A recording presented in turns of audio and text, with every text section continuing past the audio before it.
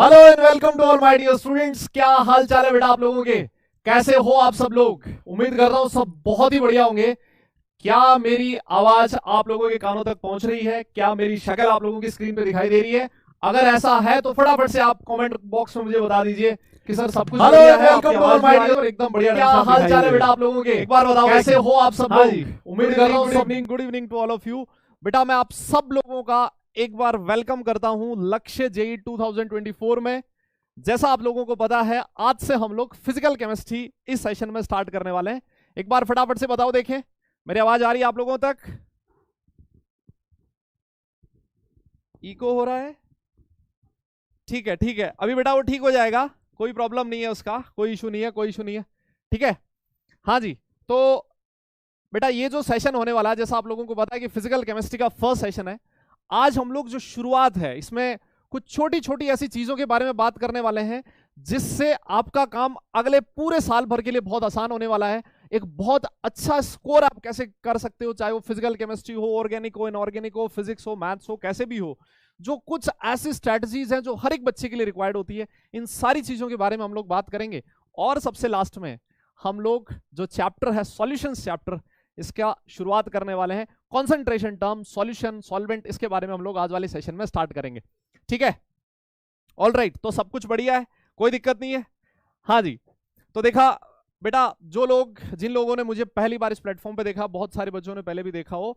My self Rahul Dudi, BTech from NIT Jaipur, और पिछले 9 साल से मैं स्टूडेंट्स को आईआईटी जेई नीट वगैरह इन एग्जाम्स के लिए ट्रेन करता आ रहा हूँ। और इससे पहले थाउजेंड्स ऑफ स्टूडेंट्स को ऐसे कॉलेजेस जो रेपुटेड कॉलेजेस हैं इंडिया के, उन सब में पहुंचाया है, जिनमें आप लोगों का भी सपना होगा कि किसी ना किसी एक अच्छे आईआईटी या फिर एक अच्छी एनआईटी में आप लोगों का एडमिशन हो। यस, मेरे हिसाब से आप सब लोग यही सोचते होंगे, ऑब्वियस सी बात है। और इसीलिए आप लोगों ने ये बैच ज्वाइन किया, लक्ष्य जो आप लोगों को आपकी मंजिल तक जरूर पहुंचाएगा।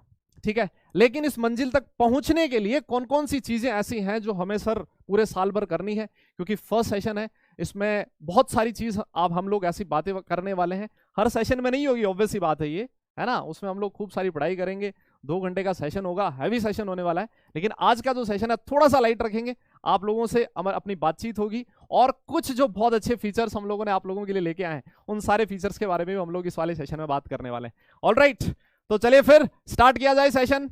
हाँ जी, हाँ जी बेटा, आप लोगों की चैट मुझे दिखाई दे रही है, कोई प्रॉब्लम नहीं है। ठीक है, ऑल राइट, ठीक है बेटा। तो सेशन स्टार्ट करते हैं, सेशन को स्टार्ट करते हैं। सबसे पहली चीज, और ये बहुत इंपॉर्टेंट चीज है बेटा, इसको आप बहुत गौर से देखना और बहुत गौर से सुनना इन सारी चीजों को।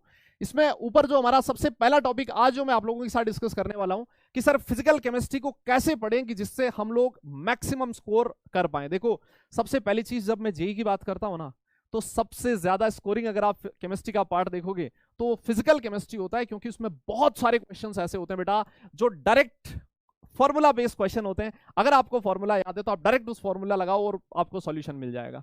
यस, इसी वजह से कुछ और स्ट्रेटजीज हैं, ये आप फिजिकल केमिस्ट्री पे तो ऑब्वियस ही बात है लगाओगे ही, लेकिन इनको आप बाकी जो सब्जेक्ट्स हैं उनके लिए भी यूज कर सकते हो। वो कौन कौन सी चीजें हैं बेटा जो हम लोगों को इस पूरे सेशन में, जो जब तक आप अपनी तैयारी कर रहे हो जेई के लिए, उनमें कौन सी चीजें ऐसी हैं जो करनी है और कौन सी चीजें ऐसी हैं जो नहीं करनी है बेटा, इन सारी चीजों के बारे में हम लोग बात करने वाले हैं।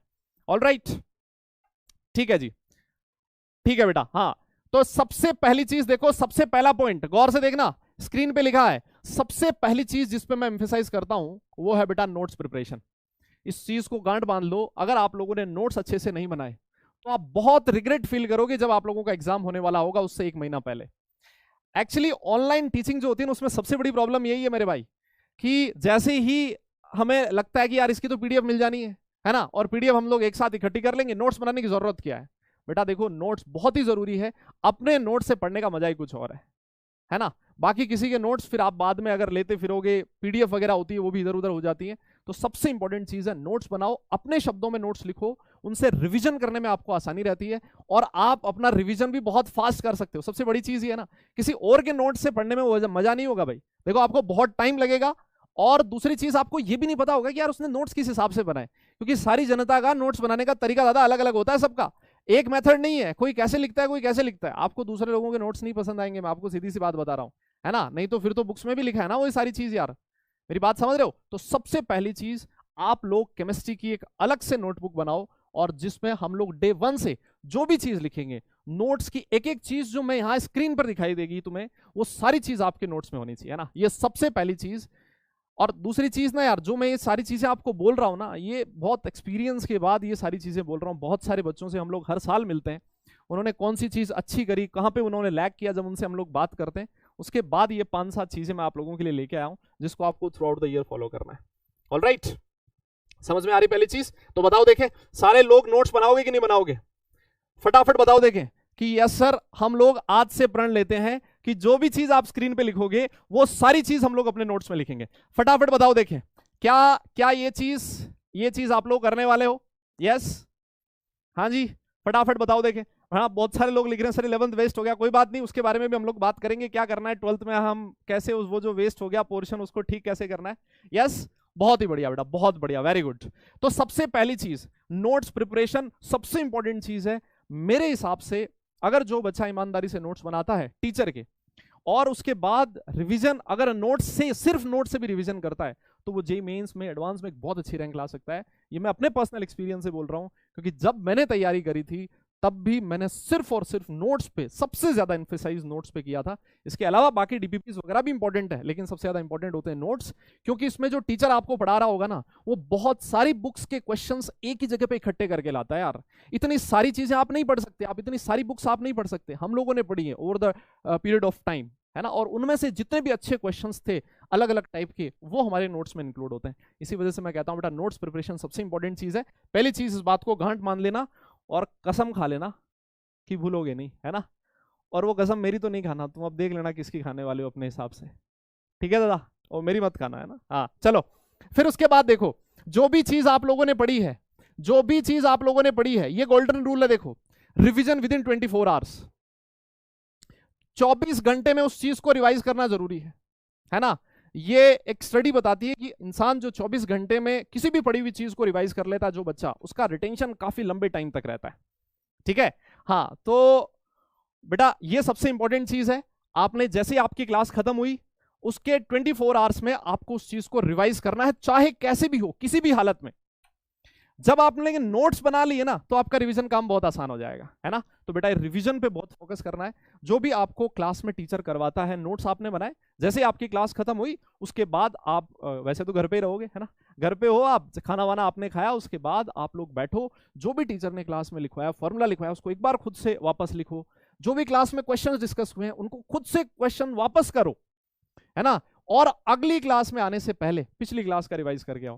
बेटा ये वो सारी चीजें जो मैं आप लोगों से चाहता हूं, अगर ये सारी चीजें आप लोग फॉलो करते हो ना, तो मेरी गारंटी है आप लोगों को एक अच्छे कॉलेज में पहुंचने से कोई नहीं रोक सकता, है ना? ये सारी चीज करना, और विश्वास तो आपको करना पड़ेगा ना, है ना? आप लोगों को बताइए ये चीज, जो यार यहाँ पर जो भी आपके सामने खड़ा होकर जो भी चीज बोल रहा है ना, यू मानो कि आपके भले के लिए बोल रहा है, और आप उन सारी चीजों पर विश्वास करो कि ये चीज हम लोगों ने करनी है।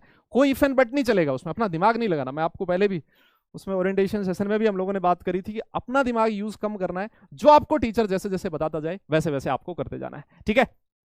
बहुत बढ़िया बेटा। अब इसके बाद देखो, एक और चीज, बहुत ही प्यारी चीज लिखी है कि consistency is the key to success. अब आप लोगों सर बोलोगे सर किस चीज में कंसिस्टेंट रहना है? हर चीज में कंसिस्टेंट रहना है। हर चीज में क्या सर, मैं तो सोता बहुत हूं, क्या इसमें भी कंसिस्टेंट रहना है? नहीं दादा, ऐसा काम नहीं करना। देखो कंसिस्टेंसी किस चीज में, सबसे पहली चीज आपको नोट्स प्रिपरेशन में, है ना? ऐसा नहीं कि 2 दिन नोट्स बना लिए फिर उसके बाद लगा कि यार नहीं यार थोड़े दिनों बाद देखेंगे, ऐसा नहीं करना दादा, है ना? हर दिन आपको नोट्स बनाने हैं, हर दिन आपको क्लास अटेंड करनी है। क्लास अटेंड करना, देखो कोचिंग इंडस्ट्री में ऐसा बोला जाता है, सुनना मेरी बात, कोचिंग इंडस्ट्री में ऐसा बोला जाता है कि क्लास मिस करना एक गुनाह है। क्या बोला जाता है? कि क्लास मिस करना एक गुनाह है बेटा, और वो गुनाह अगर आप लोग करते हो तो आपको उसकी सजा जरूर मिलेगी। वो सजा भले ही कोई और ना दे, वो खुद ही मिल जाएगी तुम्हें, है ना? तो किसी भी हालत में, कैसा भी दिन हो, भले ही कैसा भी हो, जब तक आप लोगों में जान है, कोशिश करना कि हर दिन की क्लास उसी दिन अटेंड करे। ऐसा करने से आप लोगों का बैकलॉग भी नहीं होगा, जो बहुत सारे लोगों का हो रखा होगा, है ना? एक बार बताओ देखिए कमेंट करके, कितने लोग ऐसे हैं जिन लोगों का 11th में सर हमारा तो बहुत सारा बैकलॉग हो रखा है और हमें समझ में भी नहीं आ रहा कि उस बैकलॉग को कैसे कवर करना है? ऐसे कितने सारे लोग हैं? ईमानदारी से बताना, है ना, झूठ नहीं बोलना इधर इधर, वो मत करना कि सर मतलब हाँ ठीक है हो गया हमारा, हमने सब कुछ कर लिया। ईमानदारी से बताओ कितने लोगों का ऐसा है जो बैकलॉग है कि सर हमें 11th वाला बहुत सारा पोर्शन करना बाकी है? फटाफट बताओ देखे कितने लोग हैं, जल्दी बताओ जल्दी बताओ। और कितने लोग ऐसे भी हैं, वो भी लिख देना कि सर हमारा एकदम बढ़िया हो रखा है 11th, हमने बहुत अच्छे ढंग से किया, हमने बहुत अच्छे ढंग से किया। ऐसे भी अगर कोई लोग हैं वो भी लिख सकते हो, है ना। ये देखो लग रहा है ना, मतलब ये वो सारी चीज है बेटा, ये कंसिस्टेंट नहीं रहने का नतीजा है।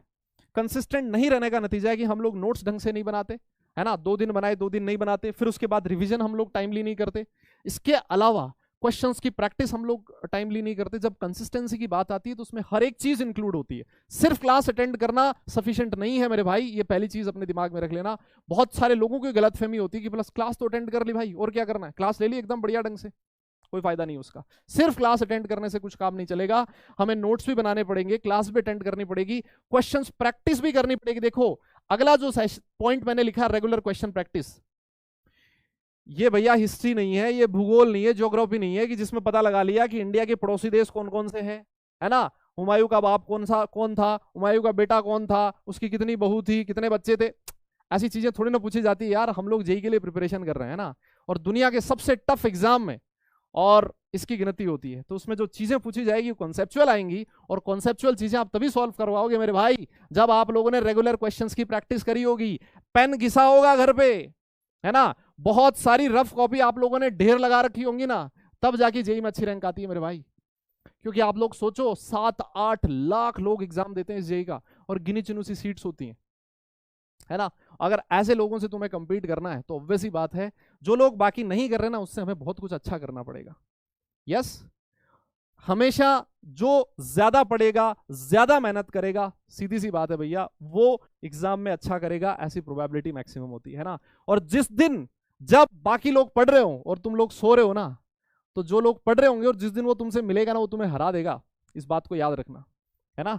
तो कंसिस्टेंसी के साथ साथ कंसिस्टेंसी में और जो एक चीज ऐड करी हम लोगों ने, रेगुलर क्वेश्चन प्रैक्टिस, और सबसे इंपॉर्टेंट हो जाता है फिजिकल केमिस्ट्री में, तो क्योंकि फिजिकल केमिस्ट्री तो एक तरह का मैथ्स ही है ना, कॉन्सेप्ट करे और फिर उसके बाद ढेर सारे क्वेश्चंस करने। क्वेश्चंस कहां से करने, हम लोग नोट्स में खूब सारे क्वेश्चंस करेंगे, आपको हर दिन डीपीपीज मिलेगी, फिर उसके बाद आपको मॉड्यूल मिलेगा, पीवाईक्यूज होंगे, बहुत सारी चीजें हैं, आपको उसकी टेंशन नहीं लेनी सर हमारे पास क्वेश्चन कहां से आएंगे, है ना, वो नहीं करना, वो बाकी चीज हम लोग देख लेंगे। आप लोग तो जो जो चीज बोली जा रही है ना, उस तरीके से करते जाओ, बाकी चीज हमारे ऊपर छोड़ दो, हम सारी चीजों का ख्याल रखेंगे, आपको प्रॉपर क्वेश्चंस भी मिले, सफिशिएंट नंबर ऑफ क्वेश्चंस भी मिलेंगे जिनके आप प्रैक्टिस कर पाओ, है ना। तो यार देखो ना, जैसे फर्स्ट चैप्टर है सॉल्यूशन, हम लोग 7-8-10 लेक्चर में इसको कंप्लीट करेंगे, मान लो 10 लेक्चर में कंप्लीट करता हूं, और आपको 8 डीपीपीज मिलती है, हर डीपीपी में 10 से 15 क्वेश्चंस होते हैं, एवरेज में मान लेता हूं 10 क्वेश्चन, 8-80 क्वेश्चंस तो हम लोगों ने डीपीपी में ही करवा दिए। फिर उसके बाद हर सेशन में कितने सारे क्वेश्चंस हम लोग करेंगे, तो एक ही चैप्टर के कम से कम 150-200 क्वेश्चंस तो हम लोग यहीं पे कर लेंगे।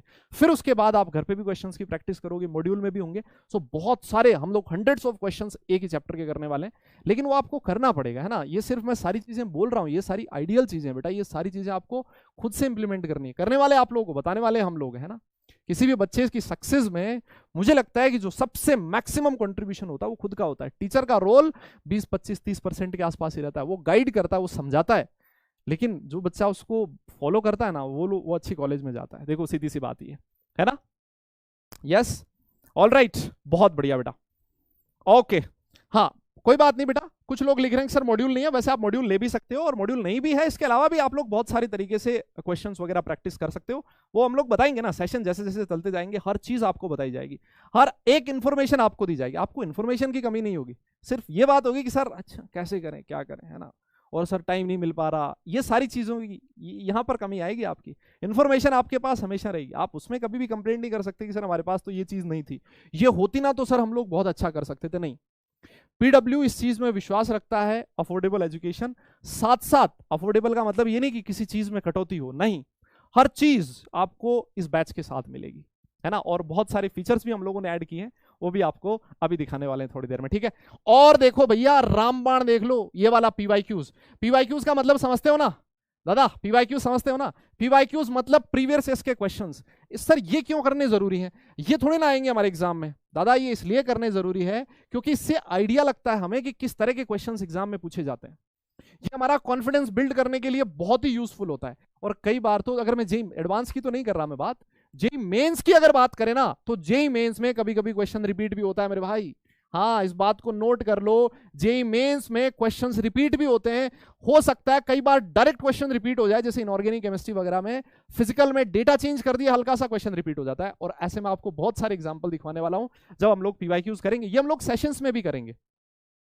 जैसे जैसे टॉपिक्स हम लोग पढ़ते जाएंगे ना, मैं क्लास में पीवाईक्यूज भी करवाता जाऊंगा, जिससे कि आपका कॉन्फिडेंस बिल्ड होगा। कॉन्फिडेंस बिल्ड करने में पीवाईक्यूज का बहुत बड़ा रोल रहता है। जैसे मान लो आपने एक चैप्टर खत्म किया, 20 पीवाईक्यूज आपने लगाया और 20 में से 17 क्वेश्चन 18 क्वेश्चन आपने सॉल्व किए, मैं कैन गारंटी दे सकता हूं बेटा आपका जो कॉन्फिडेंस होगा वो 7वें आसमान पे होगा। मेरी बात समझ में आ रही है ना? लेकिन इसीलिए बोल रहा हूं पीवाईक्यूज कब करने, सेशन के साथ साथ मैं करवा दूंगा, और जैसे ही आपका चैप्टर खत्म होता है उसके बाद आपको खुद से करना है। सर पीवाईक्यूज के लिए क्या हमें अलग से कोई बुक लेनी पड़ेगी क्या? अलग से बुक लेने की जरूरत नहीं है बेटा, आप चाहो तो ले सकते हो भले ही। आजकल वैसे भी ऑनलाइन का जमाना है ना? उसका दुरुपयोग तो तुम खूब सारा करते ही हो, थोड़ा बहुत सदुपयोग कर लेना। ऑनलाइन में आपको हर चीज मिलती है आजकल। आप गूगल पे सर्च करना पीवाईक्यूज, चैप्टर वाइज पीवाईक्यूज, आपको टॉपिक वाइज पीवाईक्यूज तक मिल जाते हैं ना। वहां से पीडीएफ डाउनलोड करना, उनके सॉल्यूशंस भी आपको मिल जाएंगे। और सॉल्यूशंस की तो टेंशन है नहीं ना यार, पीडब्ल्यू आप लोग सब लोगों का ध्यान रखता है, हर चीज का सॉल्यूशन हमारे पास है। आप लोग डाउट सेक्शन में अपने क्वेश्चंस भेज सकते हो, जिस भी क्वेश्चन में आपको डाउट होता है ना, वो चीज कोई दिक्कत नहीं है। ऑल राइट, अच्छा और देखो दूसरी चीज, don't miss the test. Golden rule, कसम खा लो आज ही मैं सारे लोगों से यहां पर चाहता हूं कि सारे लोग कमेंट सेक्शन में लिखें कि सर हम लोग कसम खाते हैं टेस्ट मिस नहीं करेंगे। सारे लोग खाओ, और कसम मेरी मत खाओ, ओए मेरी मत खाना, है ना? तुम लोग देख लेना अपने हिसाब से। ये सारे लोगों से मैं ये प्रतिज्ञा चाहता हूं कि सर कोई भी टेस्ट हो हमारा, चाहे हमारी तैयारी कितनी भी हो, 50% है, 60% है, 80% है, 40% है, सर मैं क्वेश्चन जरूर सॉल्व करूंगा उस टेस्ट के, मैं टेस्ट जरूर दूंगा। इट डजंट मैटर मेरे कितने नंबर आते हैं, उससे कोई लेना देना नहीं है। यस, एक टेस्ट में कम आएंगे, अगले टेस्ट में हम लोग और अच्छा करने की कोशिश करेंगे, फिर अगले टेस्ट में और अच्छा करने की कोशिश करेंगे। मेरी बात समझ में आ रही है? लेकिन भाई टेस्ट देना बहुत ही जरूरी है। जब तक आप टेस्ट नहीं दोगे ना, आपको पता कैसे लगेगा गलती क्या कर रहे हो? नहीं क्या? हाँ देखो, मैं देख तो पा रहा हूँ सारे लोग ये कह रहे हैं सर प्रॉमिस। और भाई ये देखो, ये जो तुम्हारा जोश है ना, जो तुम्हारा आज पहली क्लास में दिख रहा है ना, अगर तुमने इसी जोश को, इसी कॉन्फिडेंस को लास्ट क्लास तक रख लिया ना, कायम रख लिया ना, तो आई कैन गारंटी यू कोई नहीं रोक सकता तुम्हें, है ना? कोई नहीं रोक सकता एक अच्छी कॉलेज में एडमिशन लेने से। यस, लेकिन होता उल्टा है। पहली क्लास है सर, एकदम सब मजा आ रहा है सर, हम लोग एकदम फाड़ देंगे सर, ये कर देंगे वो कर देंगे। जैसे ही पहला टेस्ट होता है, टेस्ट दिया, कम नंबर आए, दूसरे टेस्ट में फिर और कम नंबर आए, तो लोग छोड़ देते हैं। उनको लगता है कि यार नहीं, मेरे बस की नहीं है, मैं नहीं कर पाऊंगा, ये नहीं कर पाऊंगा। ऐसे ही टाइम पे आपको जरूरत पड़ती है बेटा गाइडेंस की, जो हम लोग रेगुलर क्लास में आप लोगों को प्रोवाइड करते हैं। ठीक है, तो बेटा टेस्ट, हर एक टेस्ट, चाहे कुछ भी हो, कितनी भी तैयारी हो, वो टेस्ट आपको जरूर देना। बहुत बढ़िया। और चीज, अगला जो पॉइंट है ना, ये देखो, ये ऑनलाइन स्टडी में तो ये गोल्डन रूल है भैया, है ना? Avoid distractions. और सर ये डिस्ट्रैक्शन किस तरह के होते हैं? जैसे मान लो अभी वो चैट वैट में चलता रहता है ना कि शोना बाबू क्या कर रहे हो, नेहा तुम क्या कर रहे हो, राहुल तुमने खाना खा लिया क्या? भाई वो नहीं करना है तुम्हें। देखो सीधी सी बात ये है, वो सबसे बड़ा डिस्ट्रैक्शन है। आप लोग चैट में डिस्ट्रैक्ट हो रहे हो, तो क्लास के बाद तो होना ही है। जब रेगुलर क्लास चल रही है उसी में अगर तुम डिस्ट्रैक्टेड हो, तो फिर तो तुम्हें रोकने वाला भी नहीं है ना यार कोई, है ना? तो वो चीज तुम्हें नहीं करनी है। क्लास अगर चल रही है 100% अपनी कंसंट्रेशन के साथ बढ़ के पढ़ाई करनी है। और पढ़ाई करने का, देखो एक चीज और बताऊं मैं आपको, पढ़ाई करने का आपकी जो जगह ना वो फिक्स होनी चाहिए। आपका एनवायरनमेंट एकदम ऐसा होना चाहिए कि जहां पे घुसते ही आपको ऐसा लगना चाहिए कि यार मैं यहां पे पहुंचा हूं, इसका मतलब ये मेरी जगह सिर्फ पढ़ने वाली है। ऐसा आपको माहौल, ऐसी जगह क्रिएट करनी पड़ेगी आपके घर में, है ना? मैं समझ सकता हूं यार, बहुत सारे लोग ऐसे होंगे जिनका अपना एक अलग से रूम नहीं होगा, है ना? हमारे पास भी नहीं था जब हम लोगों ने पढ़ाई करी थी, सेपरेट रूम नहीं होता था। लेकिन फिर भी मतलब जो भी रूम है, जिसके साथ भी आप रूम शेयर करते हो, एक कोने में अपनी टेबल लगाओ, चेयर लगाओ, और उसमें सामने सामने ना बड़ा सा गोल दिखो, है ना? कि यार मुझे ना एक अच्छी आईआईटी में जाना है, एक अच्छी एनआईटी में एडमिशन लेना है। जैसे ही आप उस जगह पे पहुंचोगे ना, तो आपको मतलब वो एक अलग सा मोटिवेशन उस जगह पे आना चाहिए, है ना? तो आपका पढ़ने की जो जगह है वो बहुत जरूरी है कि एकदम बढ़िया ढंग से जगह हो, जहां पे आप जाओ और हमेशा उसी जगह पे बैठ के एकदम बढ़िया ढंग से पढ़ाई करो। ठीक है, इस चीज को हमेशा ध्यान रखना बेटा। डिस्ट्रैक्शंस आपको जितना हो सके उनसे दूर रहना। बहुत सारे लोगों का आपने देखा भी होगा, जितने भी अच्छे, जिन्हों की रैंक आई हो, जिन्होंने टॉप किया हो आईआईटी में, आप उन लोगों से पूछना, उनके कभी आप लोग वो सुनना, मतलब जो उनका इंटरव्यूज वगैरह होते हैं वो सुनना, वो सबसे पहली चीज क्या लिखते हैं पता है? कि मैं सोशल मीडिया से दूर रहा। है ना? आप किसी भी टॉपर की जर्नी देखना, वो आपको कभी ऐसे नहीं बोलेगा कि मैं तो इंस्टाग्राम चलाता था दिन में 3 घंटे, साथ में 2 घंटे फेसबुक भी चलाता था, दोस्त के साथ चैट वैट भी करता था, फिर वीक में 3-4 मूवी भी देख लेता था, और हर दिन मैं तो नेटफ्लिक्स पे साहब टीवी सीरीज भी देखता था। ऐसा कोई नहीं बोलेगा तुम्हें। हर बच्चा तुम्हें यही बोलेगा कि मैंने तो पूरे साल भर, जब मैंने 2 साल की 3 साल की मेरी प्रिपरेशन का टाइम था, उसमें मैं इन सारी चीजों से दूर रहा।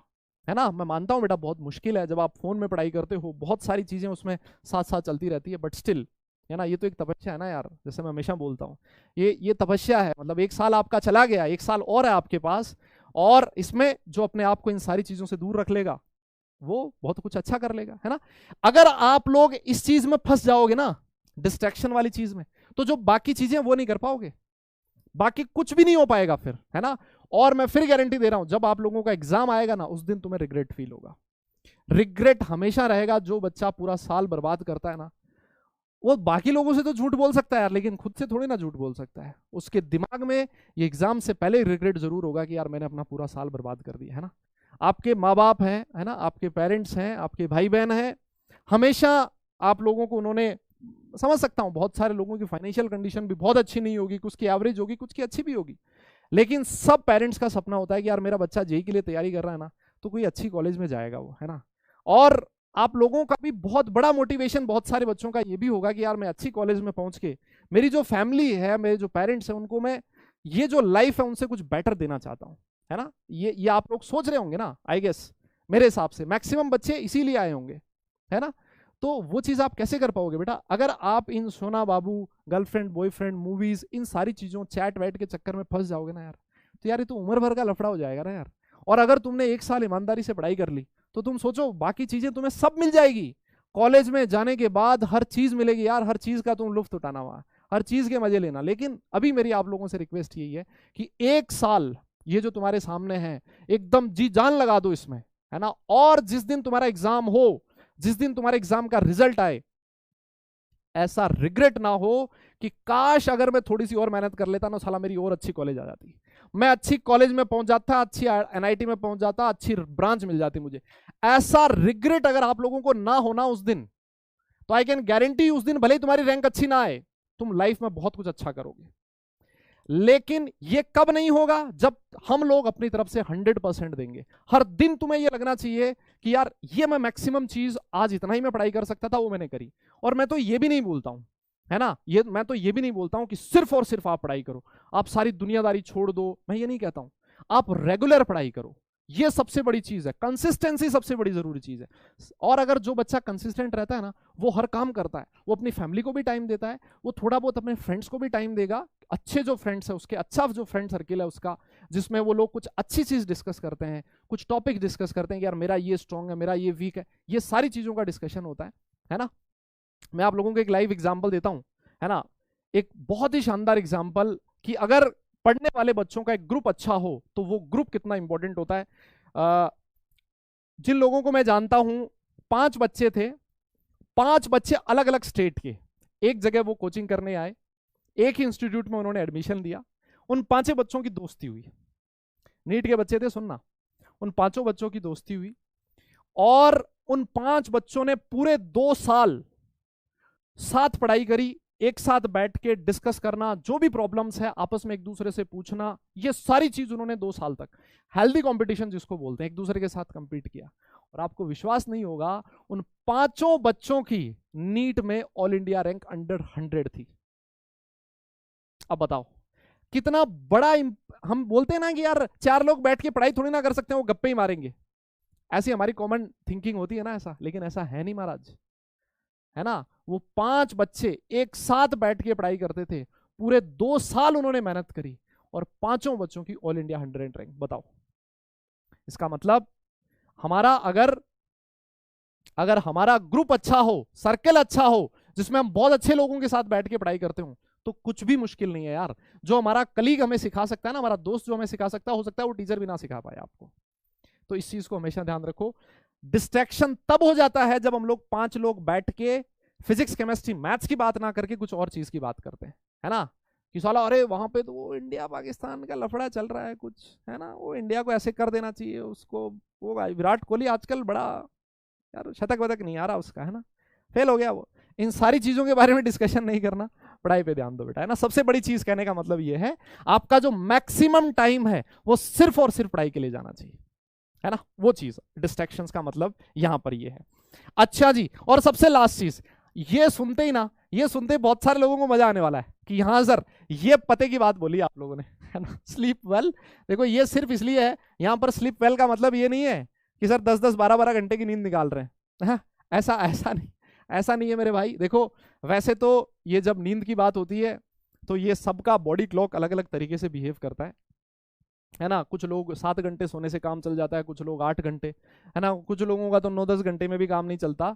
लेकिन मुझे ऐसा लगता है कि 6 से 7 घंटे की नींद आप लोगों के लिए मोर देन सफिशिएंट है ना। 7 घंटे तो मैं मानता हूं कि एकदम बढ़िया सफिशिएंट है, उसके बाद तो कोई टेंशन है ही नहीं। 7 घंटे सो रहे हो मतलब बहुत बड़ी चीज है ना। और साथ साथ अगर आप एक रूटीन सेट करके रखोगे ना अपना, है ना, कि इसी समय सोना है, इस समय उठना है, तो आपका बॉडी उसी तरह से एडजस्ट हो जाएगा और वो आप लोगों के लिए बहुत ही फायदेमंद होगा, है ना।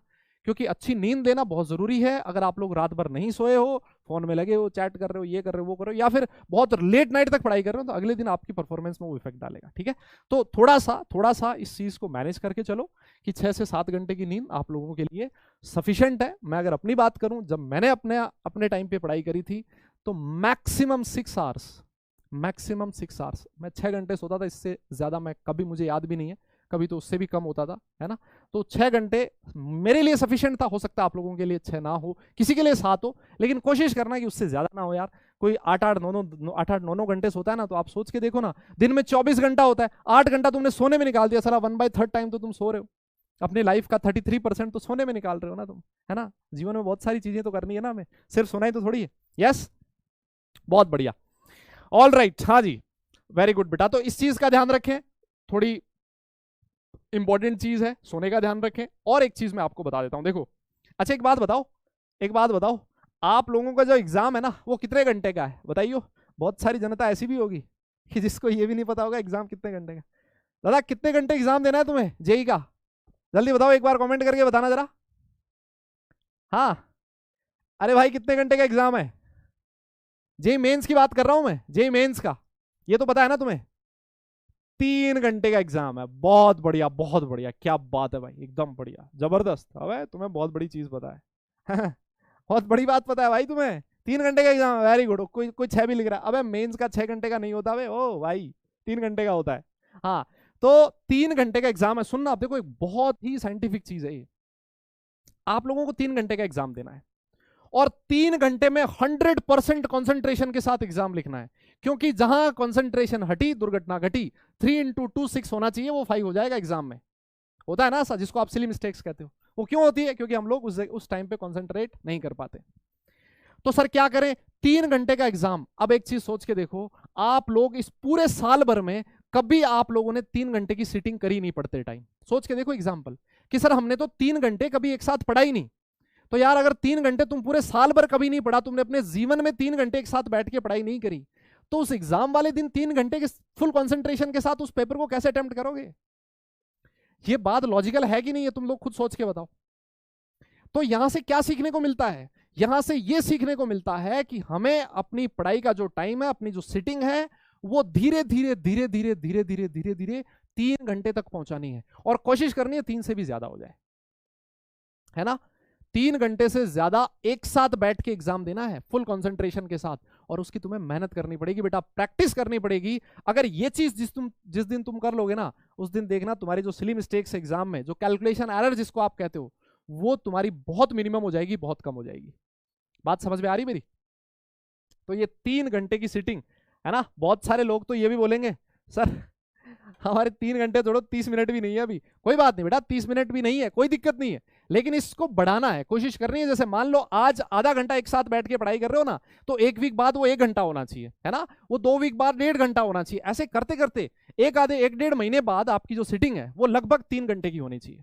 यस, और 3 घंटे एकदम फुल कंसंट्रेशन के साथ, चाय पानी जो भी अपना साथ एक साथ लेके बैठो, पूरा 3 घंटे पढ़ाई करो और उसके बाद उठो, है ना। आप देखना आपकी परफॉर्मेंस में एकदम से ड्रास्टिक चेंज आएगा। ये बहुत इंपॉर्टेंट चीज मैं आपको बता रहा हूं, इस चीज को अप्लाई करके देखना, है ना। पेपर कैसे अटेम्प्ट करना है वो भी मैं आपको बताऊंगा। क्वेश्चन पेपर ऐसे नहीं कि गए और बस जो भी क्वेश्चन आया धड़ा धड़ धड़ा धमाधम मचा दिया उधर एग्जाम में, नहीं, ऐसा नहीं।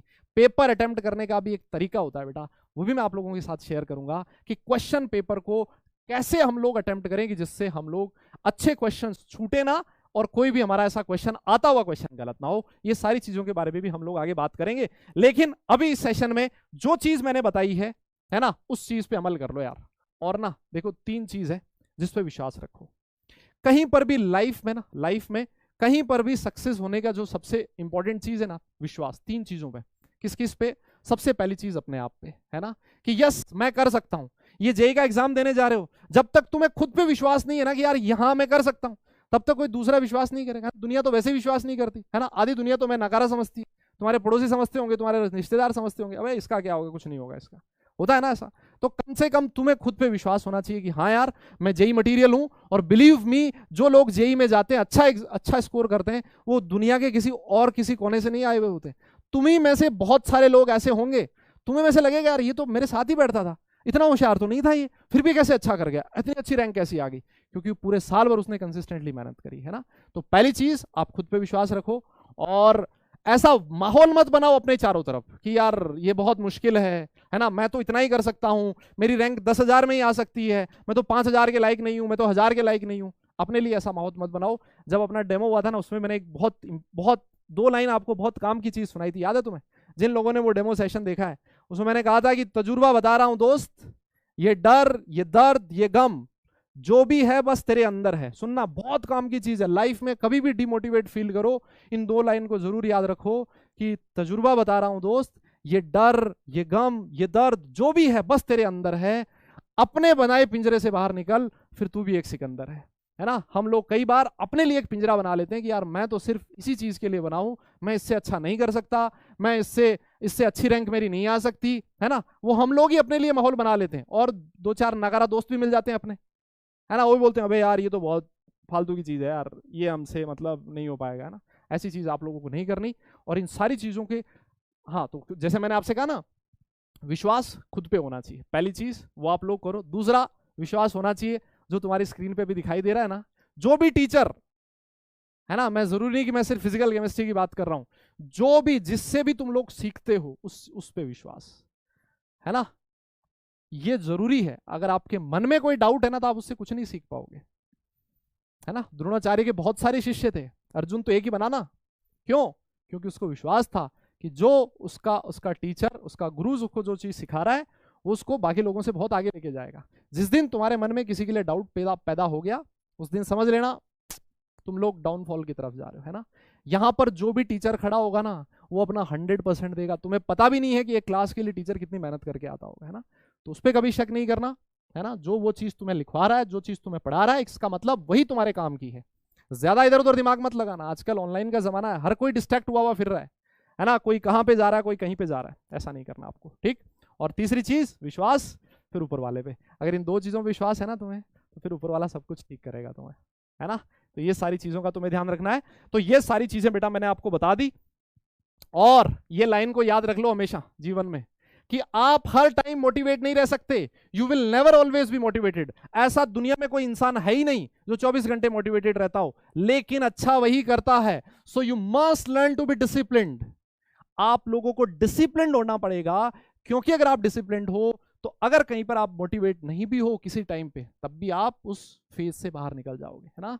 तो बेटा डिसिप्लिन, जिसको मैं कंसिस्टेंसी कहता हूं, वो सबसे बड़ी जरूरी है। ऑल राइट बेटा, ठीक है। तो आज के लिए हम लोग एक छोटा सा बेटा पोल सेशन चलो बाद में करेंगे। जैसा आप लोगों को पता है, कुछ 2-3 फीचर्स है जो हम लोगों ने ऐड किए नए अपनी ऐप में, और उन फीचर्स में से आप लोगों के लिए एक बहुत ही शानदार फीचर है कि जो बच्चा कंसिस्टेंटली क्लास रेगुलर अटेंड करता है, जो अच्छे डाउट्स पूछता है, जो एग्जाम में हमेशा बहुत अच्छा करता है। हाँ बेटा, हम लोग अब क्लास अटेंड करने की तरफ ही जा रहे हैं ना, आप लोग अब सॉल्यूशन स्टार्ट ही करने वाले हैं। एक छोटी सी चीज मैं आपको बता देता हूं, उसके बाद हम लोग अपना चैप्टर भी स्टार्ट करेंगे। सॉल्यूशंस आज बहुत इंट्रोडक्शन वाली चीजें ही होंगे ना, बहुत ज्यादा चीज हम लोग नहीं पढ़ेंगे। हाँ, तो जैसा मैंने आप लोगों से कहा कि एक फीचर है कि जो बच्चा कंसिस्टेंटली क्लास में रहता है, हमेशा क्लास अटेंड करता है, अच्छे डाउट्स पूछता है, और साथ साथ वो एग्जाम में भी अच्छा करता है, उस बच्चे को हम लोग यहाँ पर बुला सकते हैं। वो बच्चा आप भी हो सकते हो, है ना, ये आप लोग भी हो सकते हो, ये आप लोगों के लिए मोटिवेशन है हमेशा अच्छी क्लास अटेंड करना। तो देखते हैं फिर आज एक बच्चे को बुलाते हैं, कौन बच्चा है देखते हैं, और थोड़ी बात करते हैं उससे। देखो ऐसा क्लासिफिकेशन हमें मिलेगा हमेशा कि ये बच्चा अच्छा है, क्लास का टॉपर है, ये अच्छा बच्चा नहीं है, स्पैम करता है, ये सारी चीजें हमें क्लासिफिकेशन मिलेगा। ठीक है, तो चलिए फिर एक बच्चा है, गुड स्टूडेंट को बुलाते हैं, आशीष पॉल को बुलाते हैं, देखते हैं बात करते हैं। यस, हाँ वो आप भी हो सकते हो बेटा, आप भी हो सकते हो, वो आप भी हो सकते हो। हाँ हेलो आशीष, आपको मेरी आवाज सुनाई दे रही है? यस सर, बहुत बढ़िया, सुनाई दे रही। बहुत बढ़िया बेटा। तो आप बेटा लक्ष्य जेई के स्टूडेंट हो yes sir. 2024? Okay yes sir, okay, कहाँ से बात कर रहे हो आप? मैं उत्तराखंड रुड़की से। उत्तराखंड रुड़की से, बहुत बढ़िया। तो एक चीज बताओ बेटा, क्लास 11th का प्रिपरेशन कैसा रहा तुम्हारा? क्या लगा कि मतलब सर? हाँ हाँ, किया तो था पर मैं भूल जाता हूँ बहुत जल्दी। बहुत सारी चीजें भूल जाते हो।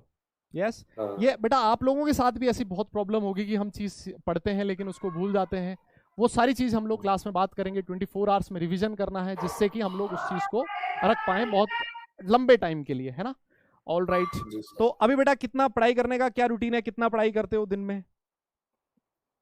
सर आज से शुरू करूंगा ना, क्योंकि बैच तो आज से शुरू हुआ है। ऑल राइट, इससे पहले रिवीजन वगैरह क्लास 11th का वो वाला? हाँ, एटॉमिक स्ट्रक्चर कर रहा था मैं। एटॉमिक स्ट्रक्चर, मोल कॉन्सेप्ट कर लिया है? हाँ, मोल कॉन्सेप्ट तो बहुत क्लियर है। बढ़िया, बहुत बढ़िया, तो बहुत ही अच्छी चीज है कि तुमने मोल कॉन्सेप्ट कर लिया। सॉल्यूशन चैप्टर जो है उसमें मोल कॉन्सेप्ट बहुत काम में आएगा, मैंने आप लोगों को बोला भी था। ऑल राइट, तो बहुत बढ़िया बेटा। जी तो सर। पूरे साल भर के लिए, अच्छा जो भी बच्चे तुम्हें सुन रहे हैं, क्या लगता है तुम्हें, जी। क्या चीज तुम बोलनी चाहोगे ऐसी कि जो तुम्हें लगता है कि यार ये मैंने गलती 11th क्लास में करी थी, उसको मैं 12th क्लास में रिपीट नहीं करूंगा तो मैं कुछ एग्जाम में अच्छा कर पाऊंगा? सर वो टीचर की बात नहीं सुनी थी मैंने। मैं सोच रहा था कि ऑनलाइन पढ़ लूंगा, हो जाएगी, पर टीचर की भी बात सुननी चाहिए।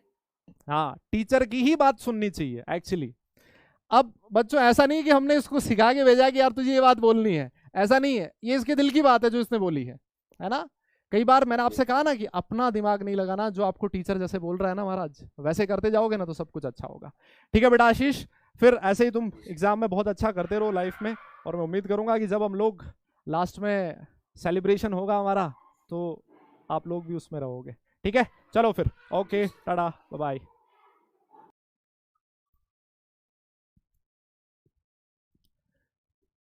ठीक है बेटा, ऑल राइट, तो हाँ ये जो फीचर है ये आप सब लोगों को पता है, ये सिर्फ और सिर्फ आप लोगों के लिए एक मोटिवेशनल फैक्टर का काम करेगा। जो भी बच्चा रेगुलर क्लास अटेंड कर रहा है, एग्जाम में अच्छा कर रहा है, उसमें से किसी भी बच्चे को हम लोग यहाँ बुला सकते हैं, है ना, और उससे बात भी हो सकती है। ये आप लोगों के लिए बहुत ही शानदार फीचर है। ऑल राइट, चलो तो हाँ ठीक है, चलो बेटा अब हम लोग अपना सेशन स्टार्ट करने जा रहे हैं। ऑल राइट, हाँ अब हम लोग अपना सेशन स्टार्ट करने जा रहे हैं। आज हम लोग बात करने वाले हैं बेटा चैप्टर जिसका नाम है सॉल्यूशंस, बहुत इंपॉर्टेंट चैप्टर और बहुत ही आसान। सारे लोग अपनी नोटबुक ओपन कर लो, नोट्स हर चीज को बनाने हैं। अच्छा एक चीज और सुन लो, जैसे मान लो अगर तुम्हें क्लास में नोट्स बनाने का टाइम नहीं भी मिल पाता, लेट्स मैं पूरी कोशिश करूंगा कि सफिशिएंट टाइम आपको दिया जाए नोट्स बनाने का, लेकिन कभी कभी ऐसा भी होता है यार, बहुत सारे लोगों की स्पीड बहुत फास्ट होती है, बहुत सारे लोग बहुत धीरे धीरे लिखते हैं ना, सजा के लिखते हैं, 3-4 पेन, है ना, ज्यादातर लड़कियां ऐसा करती हैं। मैंने देखा मेरे साथ जो गर्ल्स पढ़ती थी वो 3-4 पेन लेके आती थी, वो भाई हेडिंग उस पेन से, फिर उसके बाद रेड, उसके बाद ब्लैक, उसके बाद मैं देखता था यार ये इतना टाइम कैसे मिल रहा है उनको, है। तो वो ऐसी कोशिश करनी, अगर तुम उस टाइम पीरियड में कर पा रहे हो तो बहुत अच्छी बात है। अगर मान लो आप कुछ पोर्शन छूट भी जाता है ना आपका, तो उसको आप जैसे क्लास खत्म होती है तुम्हें पीडीएफ मिलेगी, उस पीडीएफ में से नोट्स जरूर बना लेना, नोट्स में सारी चीज लिखी होनी चाहिए। ऑल राइट, हाँ और भी कुछ फीचर है बेटा, उसको हम लोग उसके बारे में भी बात करने वाले। अच्छा एक छोटी सी चीज मैं आप लोगों से पूछना चाहता हूं, आप लोगों की स्क्रीन पर एक पोल आएगा, ठीक है। अच्छा पोल को कैसे यूज करना है सुन लो, ये जो पोल है ना, how is your preparation of class 11th, ये सिर्फ मेरे जानने के लिए, मैं जानना चाहता हूं आप लोगों से, मैं जानना चाहता हूं कि मेरे साथ जो बच्चे हैं मेरे, उन लोगों की 11th क्लास की प्रिपरेशन कैसी है, ताकि उसके अकॉर्डिंग मैं अपना जो जो गियर है ना वो शिफ्ट कर सकूं। ऑलराइट, आप लोगों की स्क्रीन पर एक पोल आएगा, लेकिन वो पोल आप तभी अटेंड कर पाओगे बेटा जब आप लोगों ने चैट सेक्शन को बंद कर रखा होगा। ऑलराइट, तो सारे लोग अपनी चैट सेक्शन बंद रखेंगे, उसके बाद आपकी स्क्रीन पर एक पोल आएगा। जो भी आपको लगता है, मैं ईमानदारी से पूछना चाह रहा हूं तुमसे, दादा ईमानदारी से जवाब देना, ऐसे इधर चैट में नहीं लिखना, पोल में लिखना भी, ईमानदारी से जवाब देना। क्या तुम्हारा एक्चुअल स्टेटस है? गुड, नॉट गुड, एवरेज है? कॉन्सेप्ट क्लियर है, बट प्रैक्टिस की जरूरत है। ऑलराइट, ये पोल आपकी स्क्रीन पर आ रहा है, देखना जरा। लो जी बेटा, इस पोल को 30 सेकंड के लिए कर देते हैं, काफी है, तुम लोगों ने क्वेश्चन तो देख ही लिया है। तो पोल आप सब लोगों की स्क्रीन पर ये रहा। सारे लोग एकदम फटाफट से जवाब दो, चैट सेक्शन को बंद कर दो, नहीं तो पोल नहीं दिखेगा। अगर चैट सेक्शन बंद नहीं है तो बेटा पोल नहीं दिखेगा। हाँ, चैट सेक्शन अगर बंद नहीं है तो बेटा पोल नहीं दिखेगा, मैं आपको बता दूं पहले ही। हाँ ठीक है, पोल हो गया खत्म। अब हम लोग रिजल्ट देख लेते हैं। रिजल्ट देख लेते हैं। जो सबसे अच्छी चीज है, मैं तो चाहता हूं कि गुड ही हो, लेकिन देखते हैं कितने लोगों का गुड है। रिजल्ट देख लेते हैं। अच्छा, पोल खत्म नहीं हुआ क्या अभी? ओहो, पोल स्टॉप हो गया है। चलो जी रिजल्ट देख लेते हैं। ये रहा रिजल्ट, कितने लोगों ने क्या चीज बोली है फटाफट से देख चेक कर लेते हैं। माय गॉड, 5% देख रहे हो, 5% लोगों ने कहा है कि गुड है। नॉट गुड कहने वाले कितने लोग हैं? 45%। एवरेज कहने वाले हैं 27%, और 21% वो लोग हैं जो कह रहे हैं कि सर कॉन्सेप्ट तो क्लियर हैं बट प्रैक्टिस की रिक्वायरमेंट है। कोई बात नहीं, है ना, हो सकता है, मतलब वेल एंड गुड, कोई प्रॉब्लम नहीं है ना। तो ये जो 5% लोग हैं ना, तो बहुत अच्छी बात है बेटा, आप लोगों ने क्लास 11 बहुत अच्छे से किया है। उसके बाद ये जो 21% लोग हैं ना, कि जिनके कॉन्सेप्ट क्लियर है, प्रैक्टिस की जरूरत है, प्रैक्टिस का टाइम भी तुम्हें मिलेगा, कोई प्रॉब्लम नहीं है। ये जो लोग हैं नॉट गुड और एवरेज वाले बेटा, इनको थोड़ा सा ऑब्वियस ही बात है, बाकी लोगों से थोड़ी मेहनत ज्यादा करनी पड़ेगी ना बाबा, तभी तो आप लोग अच्छी जगह पे पहुंच पाओगे ना, है ना। तो बेटा ये जो लोग हैं, मैक्सिमम जो क्राउड है वो इस वाले ब्रैकेट में आ रही है। देखो 45 और 27 ऐड करोगे ना तो मैक्सिमम क्राउड इस वाले ब्रैकेट में आ रही है। कोई बात नहीं, आप लोग आज से ही t इज इक्वल टू 0 से स्टार्ट कर दो, है ना। t इज इक्वल टू 0 आज से हम लोग सेशन स्टार्ट कर रहे हैं। अभी के लिए जो सबसे इंपॉर्टेंट चीज, आप लोगों में से बहुत सारे बच्चों का 11th क्लास भी वेस्ट हो रखा होगा बेटा, सबसे इंपॉर्टेंट चीज है अभी के लिए हमारे लिए 12th के साथ 11th कैसे मैनेज करना है वो मैं आपको बताऊंगा, चिंता मत करो। लेकिन आज थोड़ा बहुत पढ़ाई तो कर लें, नहीं तो तुम बोलोगे सर पूरी क्लास में आप लोगों ने तो ज्ञान ही दिए आज, हैं थोड़ा बहुत पढ़ा भी तो लो। क्यों भाई, सही है नहीं है क्या? अभी के लिए बेटा ध्यान रखो, अभी हम लोगों के लिए सबसे इंपॉर्टेंट चीज क्या है? अभी हमारे लिए सबसे इंपॉर्टेंट चीज है क्लास 12th, इसके साथ कोई कॉम्प्रोमाइज नहीं होना चाहिए। ऑलराइट, इसके साथ कोई कॉम्प्रोमाइज नहीं होना चाहिए बेटा, और जो भी हमें 12th में चल रही है उसको अच्छे ढंग से करना है। फिर उसके बाद हम लोग 11th को भी करेंगे, कैसे करना है क्या करना है वो भी मैं आपको एक अलग से सेशन या फिर आज वाले सेशन में पढ़ाते टाइम में आपको बता दूंगा, ठीक है। ऑलराइट, तो स्टार्ट करें फिर। आप सब लोग रेडी हैं? जल्दी से बताइए, देखें सब लोग रेडी हैं, सेशन को स्टार्ट कर दें पक्का? चलो आ जाओ फिर, आइए बेटा। तो आज का जो अपना गोल है बेटा, ये पोल रिजल्ट को हम लोग बंद कर देते हैं। आज का जो अपना गोल है कि जिसमें हमें क्या क्या चीजें पढ़नी है, सबसे पहले हम लोग आज इंट्रोडक्शन की बात करेंगे कि सॉल्यूशंस क्या होते हैं, यस, सॉल्यूट और सॉल्वेंट के कॉन्सेप्ट को समझेंगे। हम लोग बात करेंगे टाइप्स ऑफ सॉल्यूशंस की, सॉल्यूशन कितनी तरह के होते हैं, और सबसे लास्ट में कंसंट्रेशन टर्म्स के बारे में भी हम लोग पढ़ने वाले हैं, ठीक है। अब आप लोगों में से बहुत सारे बच्चों का ये भी क्वेश्चन होगा कि सर ये वाला जो चैप्टर है जो हम लोग पढ़ रहे हैं, क्या इस चैप्टर के लिए हमें पहले का भी कोई चैप्टर आना जरूरी है क्या, है ना? क्या सर 11th का कोई चैप्टर ऐसा है जिसको हमें बहुत अच्छे ढंग से करना है तभी हम लोगों को ये सॉल्यूशन चैप्टर समझ में आएगा? तो देखो ऐसा बहुत ज्यादा जरूरी तो नहीं है। मैं आप लोगों से सिर्फ इतनी सिंपल सी चीज चाहता हूं कि आप लोगों को यह पता होना चाहिए कि मोल कैलकुलेट कैसे होते हैं, given mass upon molar mass, ये फॉर्मूला तुम्हें पता होना चाहिए, है ना। अगर ये चीज तुम्हें पता है, थोड़ा बहुत मोल के आसपास की चीजें तुम्हें पता है, तो मैं एकदम बढ़िया तुम्हारा सेट कर दूंगा सारा काम, तुम्हें टेंशन नहीं आएगी उस बात की, ठीक है। लेकिन इतना सा कर लेना, अगर तुम्हारे पास पुराने 11th क्लास के नोट्स हैं तो नोट्स को देख लेना कि थोड़ा सा हल्का सा, मैंने पूरा नहीं चाह रहा कि स्टोइचियोमेट्री पढ़ो, लिमिटिंग रिएजेंट भी पढ़ो, सारी चीज नहीं चाह रहा हूं, लेकिन ये चीज तुम्हें पता होनी चाहिए। यस, ऑलराइट, ये मेरे हिसाब से सब लोगों को आता होगा, है ना, ये सब लोगों को आता होगा, ठीक है ना। बहुत बढ़िया बेटा, फिर कोई दिक्कत नहीं है, फिर तो कोई दिक्कत नहीं है, ये हम लोग सारी चीज कर लेंगे। अच्छा जी, सबसे पहले हम लोग बात करते हैं बेटा इंट्रोडक्शन की। सबसे पहला क्वेश्चन मेरा आप लोगों से ये है कि सॉल्यूशन को अगर मुझे डिफाइन करना हो, सॉल्यूशन को अगर मुझे डिफाइन करना हो तो कैसे डिफाइन करेंगे? आप लोगों में से कितने बच्चे ऐसे हैं जो सॉल्यूशन की डेफिनेशन मुझे बता सकते हैं? क्योंकि ये चीज बेटा आप क्लास 9th में पढ़ते हो, सबसे पहले याद करो पुराने दिन। कौन से?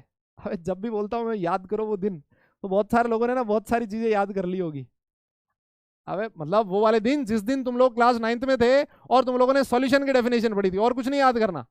हाँ, पता नहीं कौन कौन क्या क्या चीज याद कर रहा होगा। यस, हाँ, तो बहुत सारे लोग लिख रहे हैं बेटा सॉल्यूट प्लस सॉल्वेंट को सॉल्यूशन कहते हैं, कह सकते हो। लेकिन अब लोग, आप जेईई का एग्जाम देने जा रहे हो यार, एकदम जोरदार वाली डेफिनेशन आनी चाहिए तुम्हारे तरफ से, एकदम जबरदस्त वाली डेफिनेशन आनी चाहिए। हाँ, बहुत सारे बच्चों ने बहुत बढ़िया लिखा है कि सॉल्यूशन किसको बोला जाता है बेटा? Homogeneous mixture.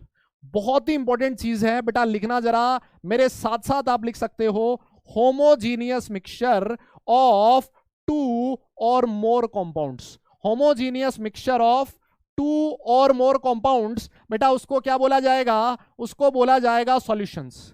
मेरी बात तुम्हें समझ में आ रही है? क्या तुम्हें मेरी बात समझ में आ रही है? Solutions are the homogeneous mixture. एक बहुत ही इंपॉर्टेंट चीज यहां पर लिखी गई है, होमोजीनियस मिक्सचर होना जरूरी है बेटा अगर आप सॉल्यूशन की बात कर रहे हो तो। अब हाँ, अभी मैं समझाऊंगा होमोजीनियस का मतलब क्या है। यस, अभी मैं समझाऊंगा बेटा होमोजीनियस का मतलब क्या है।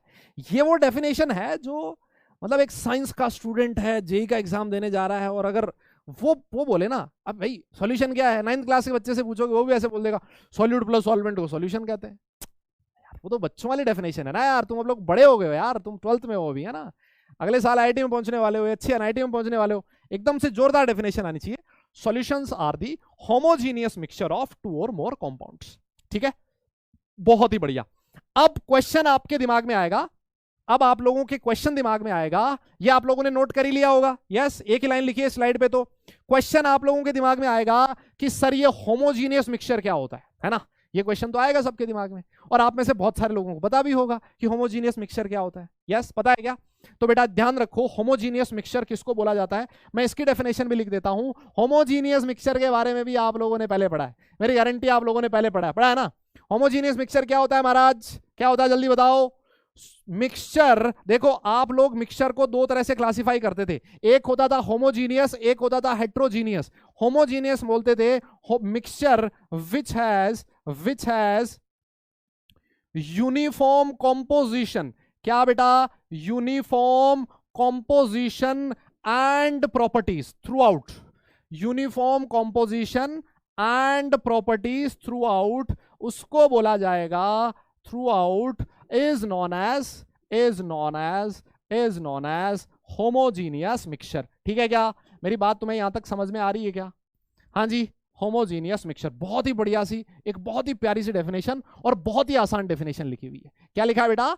कि mixture which has uniform composition, है ना, यूनिफॉर्म कॉम्पोजिशन एंड प्रॉपर्टीज, है ना, ऐसा मिक्सचर जिसकी प्रॉपर्टीज और composition through out the mixture एक जैसा हो, उसको बोला जाएगा होमोजीनियस मिक्सचर। आप बोलोगे सर एग्जांपल दो। देखो इस एग्जांपल को ना आप घर पे भी देख सकते हो। क्या? कैसे? जैसे आप पानी लेना और उस पानी के अंदर सॉल्ट डाल देना, नमक, और उसको डिसॉल्व कर देना। नमक डालते ही डिसॉल्व हो जाएगा अपने आप। आप उस सॉल्यूशन को देखना, क्या वो सॉल्यूशन तुम्हें पूरा एक जैसा दिखाई देगा क्या? एक बार बताओ, देखें, क्या तुम्हें वो पूरा सॉल्यूशन एक जैसा दिखाई देगा क्या? या फिर तुम्हें क्या ऐसे दिखेगा क्या कि पानी का मॉलिक्यूल अलग भाग रहा है, जो NaCl का पार्टिकल है वो अलग भाग रहा है? ऐसा लगेगा क्या तुम्हें? ऐसा नहीं लगेगा ना। क्या तुम्हें पूरा सॉल्यूशन एक जैसा दिखेगा? आप डिफरेंशिएट कर ही नहीं पाओगे उसमें कि पानी अलग है, वाटर, और साथ में आपका NaCl अलग है, नहीं ना। मतलब वो एक होमोजीनियस मिक्सचर का एग्जांपल है। वैसे पानी के अंदर आप शुगर डिसॉल्व करके देख लो, है ना, वो भी एक होमोजीनियस मिक्सचर का एग्जांपल है। आप चाहो तो बेटा इसमें एग्जांपल लिख सकते हो, क्या आप एग्जांपल लिख सकते हो क्या, कि सॉल्ट सॉल्यूशन, है ना बेटा, क्या लिख सकते हो आप? सॉल्ट सॉल्यूशन लिख सकते हो। और क्या लिख सकते हो बेटा आप इसमें? शुगर सॉल्यूशन लिख सकते हो। बहुत सारे एग्जांपल हो सकते हैं, है ना। समझने के लिए हमारे लिए 2 ही काफी है। यस, हाँ बेटा पूरा एक जैसा दिखेगा, बहुत ही बढ़िया, एकदम जबरदस्त। सॉल्ट सॉल्यूशन, शुगर सॉल्यूशंस, ये होमोजीनियस मिक्सचर की कैटेगरी में आते हैं। अच्छा, तो हेट्रोजीनियस लिखाने की जरूरत थोड़ी ना है। हेट्रोजीनियस क्या हो गया फिर? कि जिसका यूनिफॉर्म कंपोजिशन नहीं होता उसको बोला जाएगा हेट्रोजीनियस। एक बात बताओ तुम, अगर मैं पानी में ऑयल ऐड कर दूं, क्या किया मैंने, जल्दी फटाफट बताना।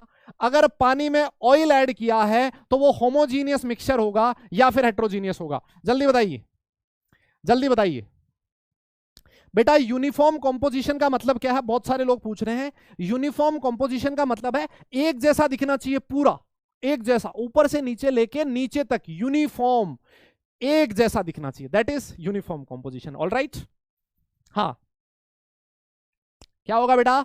हेट्रोजीनियस। बहुत बढ़िया, जबरदस्त, शानदार बेटा। पानी और अगर उसमें ऐड करोगे ऑयल तो महाराज दोनों की लेयर अलग अलग हो जाएगी, मिसिबल है ही नहीं sir. Through out the mixture एक जैसा नहीं दिखाई दे रहा सर, इसका मतलब वो हेट्रोजीनियस मिक्सचर का एग्जांपल है। साथ साथ जैसे आप मान लो पानी के अंदर आपने सैंड पार्टिकल्स डाल दिए, है ना, तो थोड़े टाइम बाद क्या होगा, वो जो सैंड पार्टिकल होंगे वो नीचे सेटल डाउन हो जाएंगे।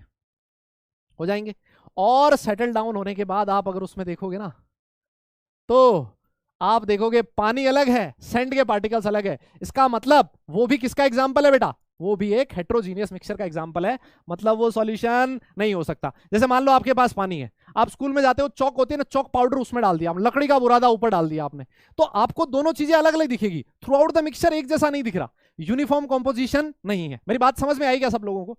यस, मेरी बात सबको समझ में आ रही है ना? तो बेटा उसको हेट्रोजीनियस मिक्सचर बोला जाएगा। अब तुम्हें एक बहुत ही प्यारा सा एग्जाम्पल पूछने जा रहा हूं मैं तुमसे, एक बहुत ही प्यारा सा एग्जाम्पल पूछ रहा हूं मैं तुमसे। एक बात बताओ, जो मिल्क होता है ना, मिल्क, दूध, वो होमोजीनियस है या फिर हेट्रोजीनियस है? एक बार फटाफट बताओ, सारे लोगों से मैं जानना चाहता हूं कि महाराज ये जो मिल्क है ना, वो होमोजीनियस है या फिर हेट्रोजीनियस मिक्सचर का एग्जांपल है? जल्दी बताइए, मिल्क किसका एग्जांपल है? होमोजीनियस है या फिर हेट्रोजीनियस है? जल्दी बता दो। क्या मैं मिल्क को ट्रू सॉल्यूशन बोल सकता हूं क्या?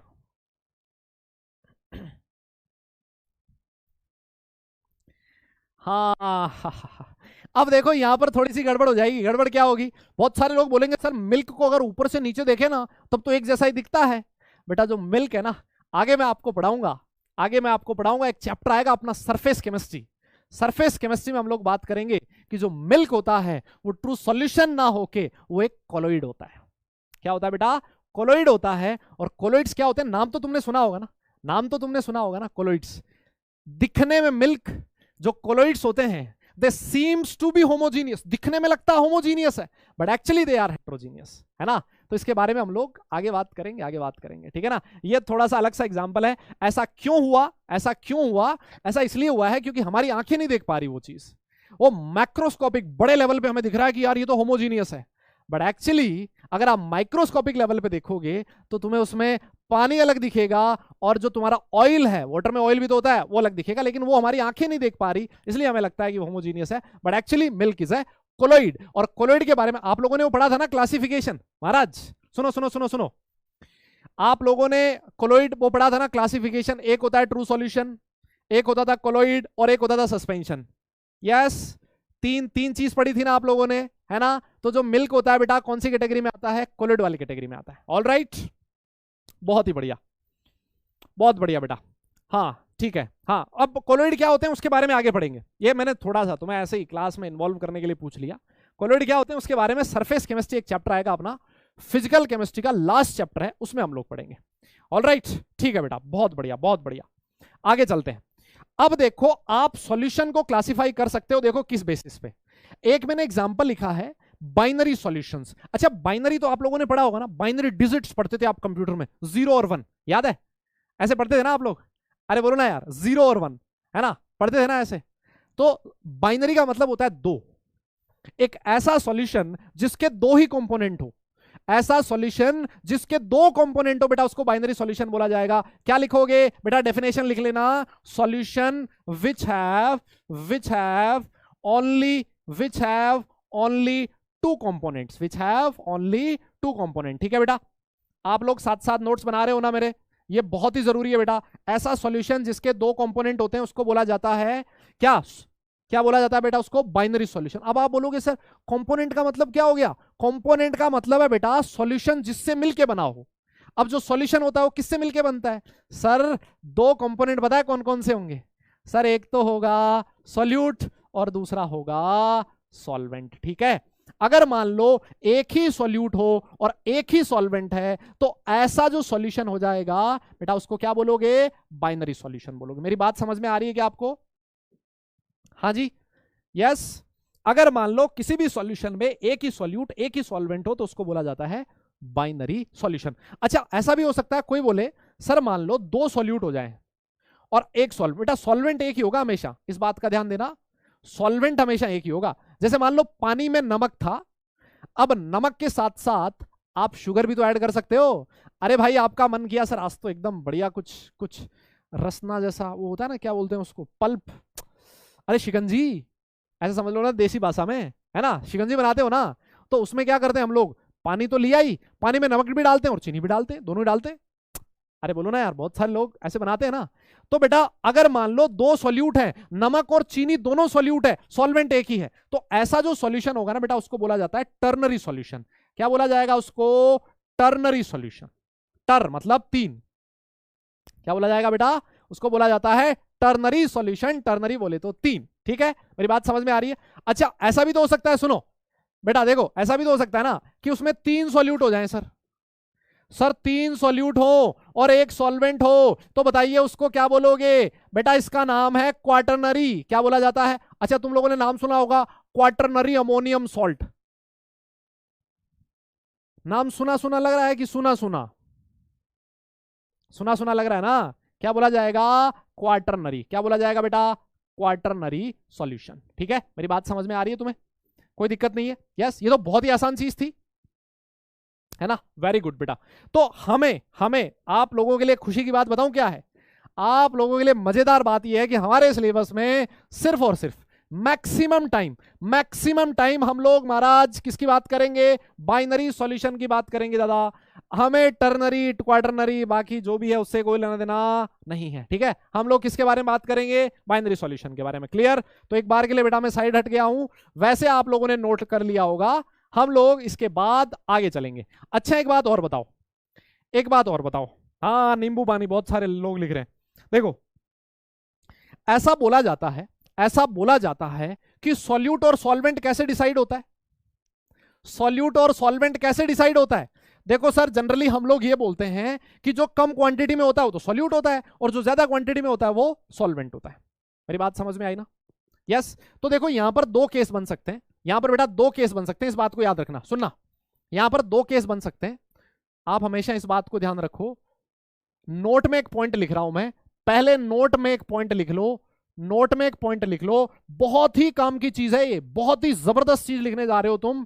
इट इज द सॉल्वेंट, इस चीज को लिख लेना, it is the solvent which decides, it is the solvent which decides, बहुत इंपॉर्टेंट चीज है भाई, विच decides the physical state of solution. क्या कह रहा हूं मैं? It is the solvent which decides the physical state of solution. बहुत ही काम की चीज लिख दी, तुम लोगों को पता भी नहीं है कि तुमने कितनी बड़ी बात लिखी है, तुम लोगों को पता भी नहीं है कि तुमने कितनी बड़ी बात लिखी है बेटा। क्या लिखा है? क्या तुम्हें मेरी बात समझ में आई क्या? क्या तुम्हें मेरी बात समझ में आई क्या कि ये जो सॉल्यूशन होता है, सॉल्यूशन की फिजिकल स्टेट को कौन डिफाइन करेगा? सर सॉल्वेंट करेगा। तो क्या इसका मतलब मैं ऐसे कह सकता हूं, सर जो सॉल्वेंट की फिजिकल स्टेट होगी वही सॉल्यूशन की फिजिकल स्टेट होगी? हाँ ना में जवाब देना पड़ेगा। क्या ये बात बिल्कुल सही है? हाँ ना में बोलना पड़ेगा। क्या physical state of solvent is equal to physical state of solution? क्या मैं ऐसे कह सकता हूं? क्या मैं ऐसे कह सकता हूं? यस, कि जो फिजिकल स्टेट ऑफ सॉल्वेंट, दादा एक बात बताओ, physical state of solvent is equal to physical state of solution, है कि नहीं? अरे सही लिखा है ना मैंने? जैसे मान लो आपका सॉल्वेंट है, उसकी फिजिकल स्टेट लिक्विड है ना? आपका जो सॉल्वेंट का फिजिकल स्टेट है ना लिक्विड है, तो सॉल्यूशन की फिजिकल स्टेट भी लिक्विड होगी। अगर आपका सॉल्वेंट गैस है तो आपके सॉल्यूशन की फिजिकल स्टेट भी गैस होगी, और अगर आपका सॉल्वेंट सॉलिड है तो आपका जो सॉल्यूशन होगा उसकी फिजिकल स्टेट भी सॉलिड ही होगी। सर सॉलिड भी होते हैं क्या सॉल्वेंट? बिल्कुल होते हैं। हमने तो सॉल्वेंट यूनिवर्सल कौन सा पढ़ा है? हमने यूनिवर्सल सॉल्वेंट पढ़ा है पानी, जिसकी मुझे अभी सख्त जरूरत है। एक बार के लिए आप नोट करो इस चीज को,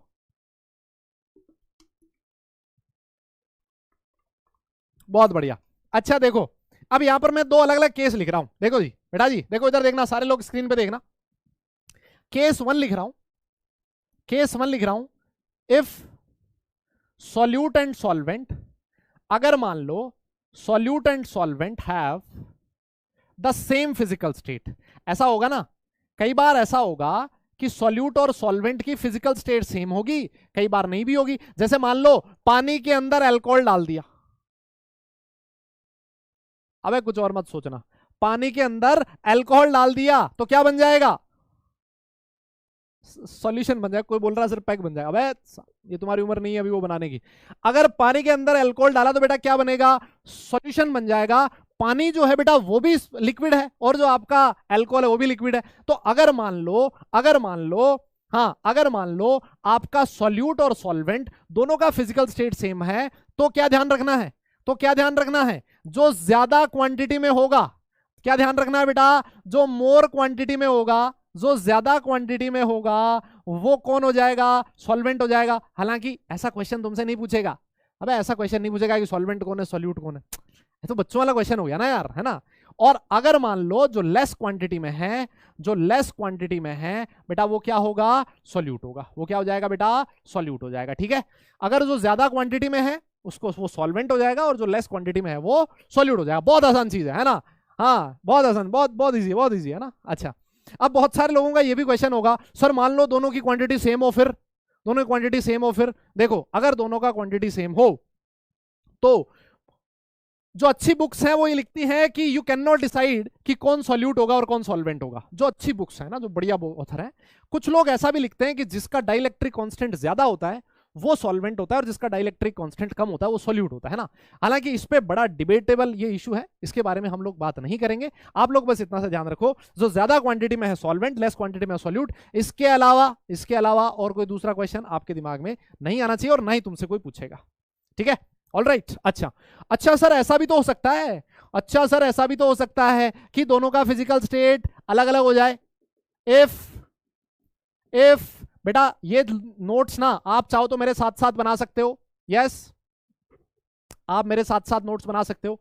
अब इसके बारे में बहुत सारी थ्योरीज हैं, जो सेम हो जाए तो किसको सॉल्यूट बोलें किसको सॉल्वेंट बोलें, इसके बारे में बहुत सारी थ्योरीज हैं, उन पे हमें नहीं जाना। यस, हमें चीज ये ध्यान रखनी है, अगर फिजिकल स्टेट सेम है तो जो ज्यादा क्वांटिटी में सॉल्वेंट है और जो कम क्वांटिटी में है वो सॉल्यूट है। अब बहुत सारे लोग पूछ रहे हैं डाइलेक्ट्रिक कांस्टेंट क्या होता है, ये इसीलिए मैं डिस्कस नहीं कर रहा हूं भाई डाइलेक्ट्रिक कांस्टेंट क्या होता है, ये फिजिक्स में पढ़ते हो आप, है ना। ये इधर अपना केमिस्ट्री का पार्ट नहीं है और क्योंकि अपने ये काम की चीज नहीं है इसीलिए मैं इसको डिस्कस नहीं कर रहा हूं, अगर होता तो मैं आपको जरूर बताता, ठीक है, विश्वास रखो।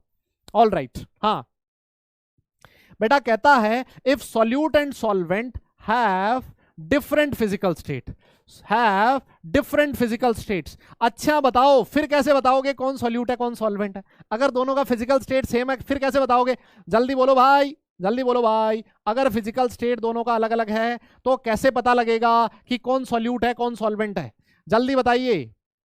अगर दोनों का फिजिकल स्टेट सेम है तो कैसे पता लगेगा महाराज, भाई यार बोल ही नहीं रहा कोई, बताओ।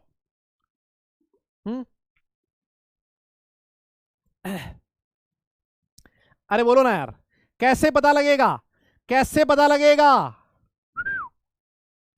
मैं बताऊं क्या, आहा आहा आहा ना ना ना ना ना ना ना ना ना, बताऊं कैसे पता लगेगा। अगर दोनों की फिजिकल स्टेट डिफरेंट डिफरेंट हो तो, अब भी लिखा है ऊपर देखो, लाइन देखो ऊपर क्या लिखी है, ऊपर लाइन लिखी है बेटा, ऊपर लाइन लिखी है, जो सॉल्यूशन का फिजिकल स्टेट है इसका मतलब वही सॉल्वेंट है। एक सॉलिड है एक लिक्विड है, जैसे सुनो देखो एग्जांपल देता हूं, सुनना एग्जांपल देता हूं। जैसे आपके पास पानी था और पानी में आपने शुगर डाला, पानी में क्या डाला, शुगर डाला, तो जो पानी है उसमें अगर आप शुगर डालोगे इनमें से एक सॉल्यूट होगा और एक सॉल्वेंट होगा, दोनों का फिजिकल स्टेट अलग अलग है, पानी तो लिक्विड है और शुगर सॉलिड है। अब कैसे पता लगेगा कि कौन सॉल्यूट है और कौन सॉल्वेंट है, आप चेक करो जो सॉल्यूशन बना है उसकी फिजिकल स्टेट क्या है, आपका जो सॉल्यूशन है उसकी फिजिकल स्टेट क्या आएगी। अगर आप पानी में नमक डालोगे तो पानी में अगर शुगर डालोगे तो जो सॉल्यूशन बनेगा उसकी फिजिकल स्टेट क्या होगी, सर वो तो लिक्विड ही होगा, वो सॉलिड थोड़ी ना बन जाएगा। अरे भाई पानी में शुगर डालने से सॉलिड थोड़ी बन जाएगा, पानी में नमक डालने से सॉलिड नहीं बनेगा ना। मेरी बात तुम्हें समझ में आ रही है क्या, ये बहुत ही इंपॉर्टेंट कॉन्सेप्ट है। अगर दोनों का फिजिकल स्टेट सेम हो तो आप चेक करो सॉल्यूशन की फिजिकल स्टेट क्या है। तो पानी में नमक डाला, सॉल्यूशन था लिक्विड, इसका मतलब सॉल्वेंट की फिजिकल स्टेट भी क्या होगी, लिक्विड ही होगी। क्या तुम्हें मेरी बात समझ में आई? क्या तुम्हें मेरी बात समझ में आई? जब दोनों की फिजिकल स्टेट अलग अलग हो तब क्या चेक करना होता है, हमें चेक करना होता है सॉल्यूशन की फिजिकल स्टेट। सॉल्यूशन की फिजिकल स्टेट जो होगी वही आपके सॉल्वेंट की फिजिकल स्टेट होगी, ठीक है ना। तो पानी में नमक डाला, सॉल्यूशन की फिजिकल स्टेट थी लिक्विड, इसका मतलब सॉल्वेंट की फिजिकल स्टेट भी लिक्विड होगी। और सॉल्वेंट लिक्विड कौन था, वाटर लिक्विड था, इसका मतलब वाटर सॉल्वेंट हो गया और जो आपका शुगर है वो सॉल्यूट हो गया। क्या तुम्हें मेरी बात समझ में आई? कितना बढ़िया कॉन्सेप्ट है, एकदम जोरदार चीज है ना। ये चीज इसीलिए लिखवाई थी, अबे सुनो, ये चीज इसीलिए लिखवाई थी। और देखो तुम अभी अभी इतने में चक्कर खा गए, है ना, चक्कर खा गए ना, समझ रहे हो मेरी बात को? हाँ, तो यहां देखो, देखो अगर डिफरेंट फिजिकल स्टेट हो तो solvent will decide, solvent will decide the physical state of solution, solvent will decide the physical state of solution, ठीक है ना, क्लियर? ऑल राइट, यहां तक किसी को कोई भी परेशानी है, कोई भी दिक्कत है, कोई भी मुश्किल है, फटाफट बता दे, नहीं है तो फटाफट नोट कर ले। एक बार के लिए मैं साइड में हो गया हूं, ठीक है। अभी अभी एग्जांपल देता हूं बेटा, अब भी एग्जांपल देता हूं, अब भी एग्जांपल देता हूं यार, एक मिनट रुको तो सही, एक मिनट रुको ना, ये नोट तो करो।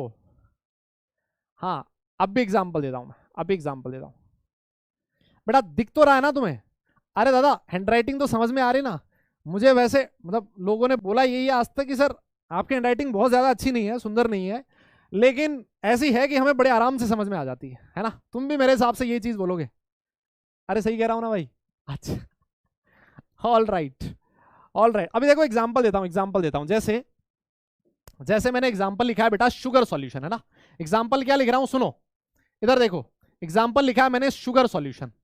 यस, अगर मैं शुगर सॉल्यूशन लिख रहा हूं तो देखो बेटा, एक तो शुगर होगा और एक वाटर होगा, सिंपल सी बात है। अगर क्वेश्चन में कुछ भी नहीं लिखा हुआ, शुगर सॉल्यूशन मतलब पानी के अंदर क्या ऐड किया आपने, पानी के अंदर क्या ऐड किया बेटा आपने, पानी था आपके पास, उसके अंदर आपने शुगर ऐड किया, इसका मतलब सिंपल सी बात यही तो है, ऊपर से आपने शुगर ऐड किया है, ठीक है। अब अगर आपसे कोई क्वेश्चन में पूछ ले, अगर आपसे कोई क्वेश्चन में पूछ ले कि बताओ सॉल्वेंट कौन है और सॉल्यूट कौन है, सॉल्वेंट कौन है और सॉल्यूट कौन है, तो सिंपल सी बात है ना, आप यही बोलोगे कि सर चेक कर लो सॉल्यूशन की फिजिकल स्टेट क्या है। अगर आपने पानी में शुगर ऐड किया है तो सॉल्यूशन जो बनेगा उसकी फिजिकल स्टेट क्या आएगी, क्या वो लिक्विड फॉर्म में होगा? बिल्कुल, इसका मतलब सॉल्वेंट की फिजिकल स्टेट भी लिक्विड होगी।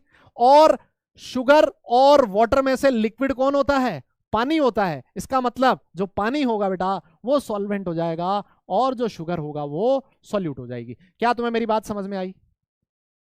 यस, क्या तुम्हें मेरी बात समझ में आ गई? ये बेटा उसी का एग्जाम्पल दिया है, अगर फिजिकल स्टेट अलग अलग हो तब क्या होता है, उसी का एग्जाम्पल दिया है कि शुगर आपका सॉलिड होता है, शुगर आपका सॉलिड होता है, और बेटा जो वाटर है वो कैसा है? लिक्विड है। एक दोनों की फिजिकल स्टेट डिफरेंट डिफरेंट है। कैसे डिसाइड करें कौन सॉल्यूट होगा कौन सॉल्वेंट होगा? तो सॉल्यूशन देख लो, सॉल्यूशन कैसा है? शुगर में डाला पानी, पानी में शुगर डाला, तो हुआ क्या? हुआ क्या, जो आपका सॉल्यूशन बनेगा वो लिक्विड स्टेट में होगा। इसका मतलब जो आपका सॉल्वेंट है वो भी लिक्विड होगा, और वाटर और शुगर में से लिक्विड कौन होता है? वाटर। इसका मतलब वाटर हो गया सॉल्वेंट और आपका सॉल्यूट हो जाएगा शुगर। मेरी बात समझ में आ गई? यस। अच्छा, एक बात और बताओ, अब समझ में आ गया है ना? बहुत ही बढ़िया बेटा, एक एग्जांपल और दो। ऐसा लिखा है एक्वस कॉपर सल्फेट, सुनना, एक्वस कॉपर सल्फेट ऐसा लिखा है बेटा एग्जांपल, और तुमसे पूछ लिया एक्वस कॉपर सल्फेट, और तुमसे पूछ लिया बताइए, तुमसे पूछ लिया बताइए सॉल्वेंट कौन है और सॉल्यूट कौन है? बताओ, सॉल्वेंट कौन है और सॉल्यूट कौन है? मेरी बात समझ में आ रही है? एक्वस कॉपर सल्फेट, मेरी बात समझ रहे हो? बहुत आसान है। बेटा हमेशा अमाउंट नहीं देखा जाता, हमेशा ध्यान रखो, हमेशा अमाउंट नहीं देखना है कि जो ज्यादा है वो होगा, जो कम है वो होगा। वो तब देखना है जब दोनों की फिजिकल स्टेट सेम हो। अगर दोनों की फिजिकल स्टेट अलग अलग है सॉल्यूट सॉल्वेंट की, तो हमें क्या देखना है? हमें देखना सॉल्यूशन की फिजिकल स्टेट, वही सॉल्वेंट की फिजिकल स्टेट होगी, है ना। तो लिखा एक्वस कॉपर सल्फेट, देखो ऐसे लिखा हुआ मिलेगा तुम्हें महाराज, ऐसे लिखा हुआ मिलेगा, देखना बेटा, देखो बेटा ऐसे लिखा हुआ मिलेगा CuSO4 एक्वस, ऐसे लिखा हुआ मिलेगा। अब इसमें देखो जो आपका कॉपर सल्फेट होता है, इसका मतलब इसमें दो चीज है, एक तो है कॉपर सल्फेट और दूसरा है वाटर। जो आपका कॉपर सल्फेट होता है, आप लोगों ने लैब में कभी काम पढ़ा है तुम्हारा? अबे लैब में काम पड़ा है तुम्हारा कभी जाने का, तो वहां देखना कॉपर सल्फेट के क्रिस्टल देखने को मिलेंगे आपको।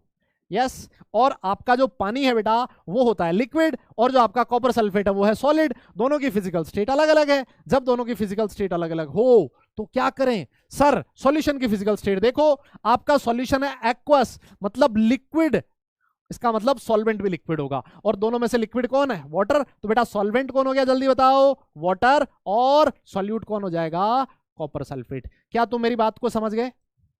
क्या ये बात क्लियर है सब लोगों को? कोई डाउट नहीं होना चाहिए यहां तक, है ना? बहुत ही बढ़िया बेटा, बहुत बढ़िया, जबरदस्त। हाँ बेटा कॉपर सल्फेट डालने की वजह से सॉल्यूशन का जो कलर होता है वो कैसा हो जाता है, ब्लू कलर हो जाता है ना। स्काई होता है ना, स्काई का कलर ब्लू होता है ना, इस तरह का हो जाएगा। ऑल राइट बेटा, बहुत ही बढ़िया। अच्छा एक चीज और देखो, अब की बार देखना, अब की बार एग्जाम्पल सुनना, इधर क्रिस्टलाइन कॉपर सल्फेट ऐसे लिखा हुआ है, क्रिस्टलाइन कॉपर सल्फेट। सुनो अब की बार कईयों के तोते उड़ेंगे, मैं बता रहा हूं। अरे मैं बता रहा हूं भाई, कई लोग फंसेंगे इधर। क्रिस्टलाइन कॉपर सल्फेट लिखा है, ऐसे लिखा हुआ है CuSO4.5H2O सॉलिड ऐसे। अब बताओ जल्दी से बताओ, इस केस में सॉल्यूट कौन है और सॉल्वेंट कौन है, जल्दी बताओ, है ना? इस केस में सॉल्यूट कौन है और सॉल्वेंट कौन है, जल्दी से बताओ। ये इसमें मजा आएगा भाई, इसमें फंसेंगे बता रहा हूं कई लोग। हाँ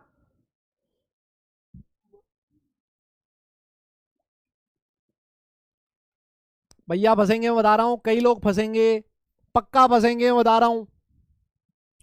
अरे मेरे भाई देख देख देख देख देख देख, CuSO4.5H2O, इसमें दो चीज है कि नहीं है सर? एक तो है कॉपर सल्फेट जो है सॉलिड स्टेट में, और दूसरा है सर पानी जो है लिक्विड स्टेट में। दोनों की फिजिकल स्टेट अलग अलग है। सर कैसे डिसाइड करें सॉल्यूट सॉल्वेंट कौन है? अबे सॉल्यूशन की फिजिकल स्टेट देख लो ना। सॉल्यूशन की फिजिकल स्टेट क्या लिखी हुई है, क्रिस्टलाइन। क्रिस्टलाइन मतलब सॉलिड। भैया सॉल्यूशन की फिजिकल स्टेट क्या है, सॉलिड है, और जो सॉल्यूशन की फिजिकल स्टेट होगी वही सॉल्वेंट की फिजिकल स्टेट होगी। इसका मतलब सॉल्वेंट की फिजिकल स्टेट भी सॉलिड होगी, और वाटर और कॉपर सल्फेट में से सॉलिड कौन होता है, कॉपर सल्फेट होता है। इसका मतलब वाह सर, आज तो मजा आ गया एकदम जबरदस्त। आज जो सॉल्वेंट है वो कौन है, कॉपर सल्फेट, और बेटा जो पानी है वो क्या हो जाएगा, सॉल्यूट हो जाएगा। तो यहां से एक चीज समझ में आई, यहां से एक चीज समझ में आई कि पानी हमेशा सॉल्वेंट नहीं होता, पानी हमेशा सॉल्वेंट नहीं होता। क्या तुमने ये बात समझ ली? यस वो तो अगर क्वेश्चन में कुछ ना लिखा हुआ हो तो हम लोग यूनिवर्सल सॉल्वेंट की जगह वाटर लेते हैं, लेकिन अगर स्पेसिफिक एग्जांपल दिया है कुछ ऐसा, ऐसा अगर कुछ स्पेसिफिक एग्जांपल लिखा है तो हमें देखना पड़ेगा सॉल्यूशन की फिजिकल स्टेट। अगर तुम्हें समझ में आ गया ना तो एकदम, एक बार बताओ देखे, आग लगाओ, आग लगाओ देखे कमेंट सेक्शन में, अगर तुम्हें ये चीज समझ में आ गई सॉल्यूट सॉल्वेंट वाला कॉन्सेप्ट। इसके बाद हम लोग आगे बढ़ेंगे। एक बार के लिए तुम एक बार इमोजी बनाओ देखे, आग लगाओ, या फिर एक बार के लिए बड़े प्यार से दिल भी बना सकते हो। जल्दी बताओ देखे, जल्दी बताओ। क्या यहां तक क्लियर है सब कुछ? एकदम चमक गया, जोरदार। यस ओहो समझ सकता हूं मैं, इसका मतलब यहां तक एकदम बढ़िया, बहुत ही बढ़िया बेटा, जबरदस्त, बहुत बढ़िया, बहुत ही बढ़िया। तो अब अगर मान लो, अब अगर मान लो एक मैं तुम्हें क्वेश्चन दे दूं, एक मैं तुम्हें क्वेश्चन दे दूं, देखो एक क्वेश्चन तुम्हारे सामने आ रहा है, इसका पोल करेंगे दादा दादा दादा दादा, इसका पोल करेंगे, सुन लेना, पोल करेंगे, पोल, पोल में जवाब देना है। क्वेश्चन तुम्हारी स्क्रीन पर है, क्वेश्चन तुम्हारी स्क्रीन पर है, कहता है which of the following is not a binary solution. चार ऑप्शन गौर से पढ़ लो, चारों ऑप्शन गौर से पढ़ लो। देखो पहला कहता है प्योर वाटर प्लस शुगर, दूसरा कह रहा है air. Which of the following is not a binary solution, है ना? इनमें से कौन सा बाइनरी सॉल्यूशन नहीं है, क्वेश्चन ये कह रहा है। पहला है प्योर वाटर प्लस शुगर, दूसरा कहता है एयर, तीसरा कहता है mixture of benzene and toluene, चौथा कहता है mixture of ethanol and methanol. ठीक है, चारों ऑप्शन आपकी स्क्रीन पर है, चारों ऑप्शन आपकी स्क्रीन पर है। अब मैं पोल देने जा रहा हूं, सारे लोग चैट सेक्शन बंद करेंगे तभी उनको पोल दिखेगा। बेटा पोल आपकी स्क्रीन पर आ रहा है, पोल आपकी स्क्रीन पर आ रहा है। आप लोगों ने क्वेश्चन बढ़िया ढंग से पढ़ लिया होगा। मैं इसमें 45 सेकंड का टाइम दे रहा हूं, और पोल आपकी स्क्रीन पर ये रहा। सारे लोग एकदम बढ़िया कमेंट सेक्शन में चेक कर, आप कमेंट उसको चैट सेक्शन को बंद करें तभी आपको पता लगेगा। हाँ जी जल्दी से, अरे इसमें क्यों लिख रहे हो, चैट में उसमें लिखो ना यार, पोल में लिखो ना, इधर क्यों लिख रहे हो?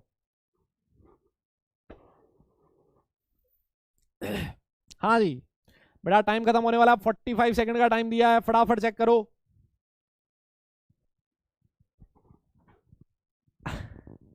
भाई पोल तब दिखेगा, पोल तब दिखेगा जब आप चैट सेक्शन बंद करोगे। अगर चैट सेक्शन खुला तो फिर कैसे दिखेगा पोल, बताओ, है ना? हाँ बेटा चैट सेक्शन बंद करोगे तभी पोल दिखेगा। वहीं पर ऊपर वो ऐसे अलग सा नोटिफिकेशन सा तुम्हें दिखेगा, उस पर क्लिक करना, पोल आ जाएगा। ठीक है, कैसे नहीं आ रहा पोल, देखो अभी जवाब देंगे लोग। हो गया पोल। अब देखो जी देख लेते हैं कितने लोगों ने सही जवाब दिया है। पोल का रिजल्ट जो है आपकी स्क्रीन पर आने वाला है। गजब, देख रहे हो, देख रहे हो, 84.41% बच्चों ने इस क्वेश्चन का बिल्कुल एकदम सही जवाब दिया। आप सारे लोग बधाई के पात्र हैं। मुझे तो ये नहीं समझ आ रहा कि ये बाकी लोगों ने सही जवाब क्यों नहीं दिया भाई। प्योर वाटर प्लस शुगर, अबे अभी तो बताया था। बाइनरी सॉल्यूशन का मतलब समझते हो क्या तुम? अरे महाराज बाइनरी सॉल्यूशन का मतलब है कि उसमें दो कंपोनेंट होने चाहिए। अरे बताओ ना, दो कंपोनेंट होना चाहिए। एक कह रहा है पानी है, दूसरा कह रहा है शुगर है, तो बाइनरी सॉल्यूशन होगा ना, क्यों नहीं होगा? दूसरा देखो कहता है एयर। अब एक बात बताओ, एयर में तो पता नहीं क्या क्या चीजें प्रेजेंट है, वो बाइनरी सॉल्यूशन थोड़ी ना हुआ। उसमें तो बहुत सारे कंपोनेंट्स हैं। बाइनरी मतलब दो कंपोनेंट होना चाहिए। एयर में तो देखो आपका क्या क्या प्रेजेंट होगा, ऑक्सीजन भी होगा, नाइट्रोजन भी होगा, ओजोन भी है, कार्बन डाइऑक्साइड भी है, और भी डस्ट पार्टिकल्स भी है, वाटर की वेपर्स भी है। यार बहुत सारी चीजें प्रेजेंट है, तो वो कैसे बाइनरी हो गया यार? कैसी बात कर रहे हो? मेरी बात समझ में आ रही है ना? तो बाइनरी नहीं होगा बाबा। इसका मतलब इसका जो सही जवाब था ऑप्शन नंबर बी है। और देखो मजेदार बात बताऊं तुम्हें लीडर बोर्ड भी दिखाऊं क्या? लीडर बोर्ड देख रहे हो? ये सबसे तेज जवाब दिया इस क्वेश्चन का एकांश आदित्य ने, बधाई, बहुत बढ़िया बेटा। और फिर उसके बाद कौन है? वीरेश भारद्वाज, जगन पीबी, आरव अग्रवाल और पीयूष शर्मा। इनका टाइम भी इधर लिखा हुआ है। अब सोच के देखो, अगर मान लो मैं कभी प्रैक्टिस सेशन लेके आऊं, सुनना, अगर मान लो कभी मैं प्रैक्टिस सेशन लेके आऊं कि आज हम लोग क्वेश्चंस की प्रैक्टिस करेंगे, और उन क्वेश्चंस की प्रैक्टिस में हर क्वेश्चन के बाद लीडर बोर्ड आएगा, और सारे जो लोग हैं कि फर्स्ट सेकंड थर्ड पे कौन बच्चा आया, ये सारी चीज तुम्हें दिखती रहेगी। अब देख रहे हो, और ये सारा जो रिजल्ट है, इसका जो सारा रिजल्ट है ना, वो हमारी बैकएंड पे जो टीम है वो इकट्ठा कर रही है कि कौन बच्चा है जो क्वेश्चन का सही जवाब देता है, क्लास रेगुलर अटेंड करता है, और वो डेटा हमारे पास आता है। और जो बच्चा रेगुलर सिंसियरली पढ़ाई करता है क्लास में, पोल का सही जवाब देता है, फिर उसको हम लोग कभी ना कभी क्लास में बुला लेंगे कि आओ बेटा तुम्हारे दिल की बात सुनते हैं आज, है ना, तुमसे बात करते हैं। तो बेटा ये ऐसे ही होगा, है ना, ये इसीलिए बनाया गया तुम्हारे पोल का सेक्शन। ठीक है, ऑल राइट, चलो जी, बहुत ही बढ़िया बेटा, ये सारे लोग बहुत ही बढ़िया, बधाई के पात्र हैं। अब इसका आप स्क्रीनशॉट भी लेके रख सकते हो। आज ये जो स्क्रीनशॉट है ना, ये बहुत सारे लोगों के आज स्टोरी बनने वाली है, बता रहा हूं, है ना। ये कम से कम जो 5 लोग हैं इनकी तो जरूर बनने वाली है आज नहीं क्या बनने वाली है ना? बहुत बहुत बढ़िया बेटा, बहुत बढ़िया। अच्छा एक चीज और देखो, यहां पर देखो एक इंटरेस्टिंग चीज और बताऊं, एक इंटरेस्टिंग चीज बताऊं मैं तुम्हें। अगर मान लो तुम्हारा कोई डाउट है ना, तो तुम लोग डाउट भी पूछ सकते हो इधर, तुम लोग डाउट भी पूछ सकते हो, और लाइव क्लास में ही आप डाउट पूछ सकते हो, और लाइव क्लास में आपके जो डाउट है वो भी सॉल्व भी हो जाएंगे। ये बहुत ही जबरदस्त फीचर है जो हम लोगों ने ऐड किया इस बार। इसीलिए मैं कह रहा हूं ना यार, ये हमारी तरफ से कोई कमी नहीं है तुम्हारी प्रिपरेशन में, तुम्हें एक अच्छी कॉलेज में पहुंचाने में हमारी तरफ से तुम्हें कभी कोई कमी नहीं मिलेगी। सिर्फ और सिर्फ जो जरूरत है ना, वो तुम्हारी मेहनत की है। एकदम जोश और जुनून के साथ लग जाओगे ना, तो इधर से तो हमने तुम्हें इतनी सारी चीजें दे दी है ना, तुम्हें मजा आ जाएगा। देखो कैसे, जैसे मान लो मैं यहां पर गया हूं, ये यहां पर जो भी बच्चा क्वेश्चन पूछता है ना, जो भी बच्चा क्वेश्चन पूछता है उसका जो डाउट है वो आ जाता है। देखो जैसे यहां पर एक बच्चे ने क्वेश्चन पूछा है कि सर कॉपर सल्फेट, देखो ये वाला जो क्वेश्चन है ना, उसको मैं थोड़ा सा बड़ा कर देता हूं। देखो हाँ, देखो ये वाला क्वेश्चन, ये वाला क्वेश्चन है, एक बच्चे ने क्वेश्चन पूछा है, ये देखो इस स्लाइड पे, जिस स्लाइड पे क्वेश्चन पूछा है ना, जिस स्लाइड पे आपने क्वेश्चन पूछा है, स्लाइड पे आप क्वेश्चन पूछ सकते हो। अर्पित दास का क्वेश्चन है कि sir copper sulphate dot 5H2O, इसमें कैसे पता किया कि आपने सॉल्यूट कौन सा है और सॉल्वेंट कौन सा है, मतलब किसी भी चीज में कैसे पता लगाएं कि सॉल्यूट कौन सा और सॉल्वेंट कौन सा है। बेटा ये देखो, ये वाला एग्जाम्पल था, है ना, ये वाला एग्जाम्पल था जिसकी मैं बात कर रहा था, कॉपर सल्फेट डॉट 5H2O, इसका मैंने एग्जाम्पल लिया था। मैं आप लोगों से यही कह रहा था कि कॉपर सल्फेट डॉट 5H2O, देखो यहां पर लिखा है क्रिस्टलाइन, मतलब ये सॉलिड स्टेट में है। अगर ये सॉलिड स्टेट में है, अगर ये सॉलिड स्टेट में है, इसका मतलब सॉल्यूशन की फिजिकल स्टेट सॉलिड है। और मैंने आपको एक चीज बताई थी कि जो सॉल्यूशन की फिजिकल स्टेट होगी वही सॉल्वेंट की फिजिकल स्टेट होगी। इसका मतलब सॉल्वेंट की फिजिकल स्टेट भी सॉलिड होगी। और सॉल्वेंट कौन होता है? कॉपर। सॉलिड कौन होता है? कॉपर सल्फेट और वाटर में से। कॉपर सल्फेट और वाटर में से सॉल्वेंट कौन होता है? ऑब्वियस ही बात है, कॉपर सल्फेट होता है। मेरी बात तुम्हें समझ में आ रही है? तो बस कॉपर सल्फेट हमारा सॉल्वेंट हो गया और सॉल्यूट कौन हो जाएगा? वाटर हो जाएगा। अब सोचो ये कितना बहुत शानदार फीचर है कि नहीं? तो ऐसे आप लोगों ने डाउट पूछे, मैंने आप लोगों को डाउट ले लिया, और ऐसे ही जैसे ये वाला जो डाउट है ये 12 लोगों ने और पूछा हुआ है, ऐसा इसका मतलब ये भी, या फिर 12 डाउट्स हैं, है ना? तो बेटा ये सारे वो फीचर्स हैं जो आप लोगों के लिए बनाए गए हैं, है ना? बहुत सारे लोग ये भी कह रहे हैं कि सर पोल नहीं आ रहा even after closing the chat section. बेटा ये भी हो सकता है आप रिफ्रेश करने पे चैट आए, है ना, वो पोल आए, ऐसा भी प्रॉब्लम हो सकती है। या फिर आप लोगों ने लेट किया होगा, वो किया होगा, पोल आएगा लेकिन, है ना? देखो मैक्सिमम लोगों के पास पोल आया मतलब आपके पास भी आएगा।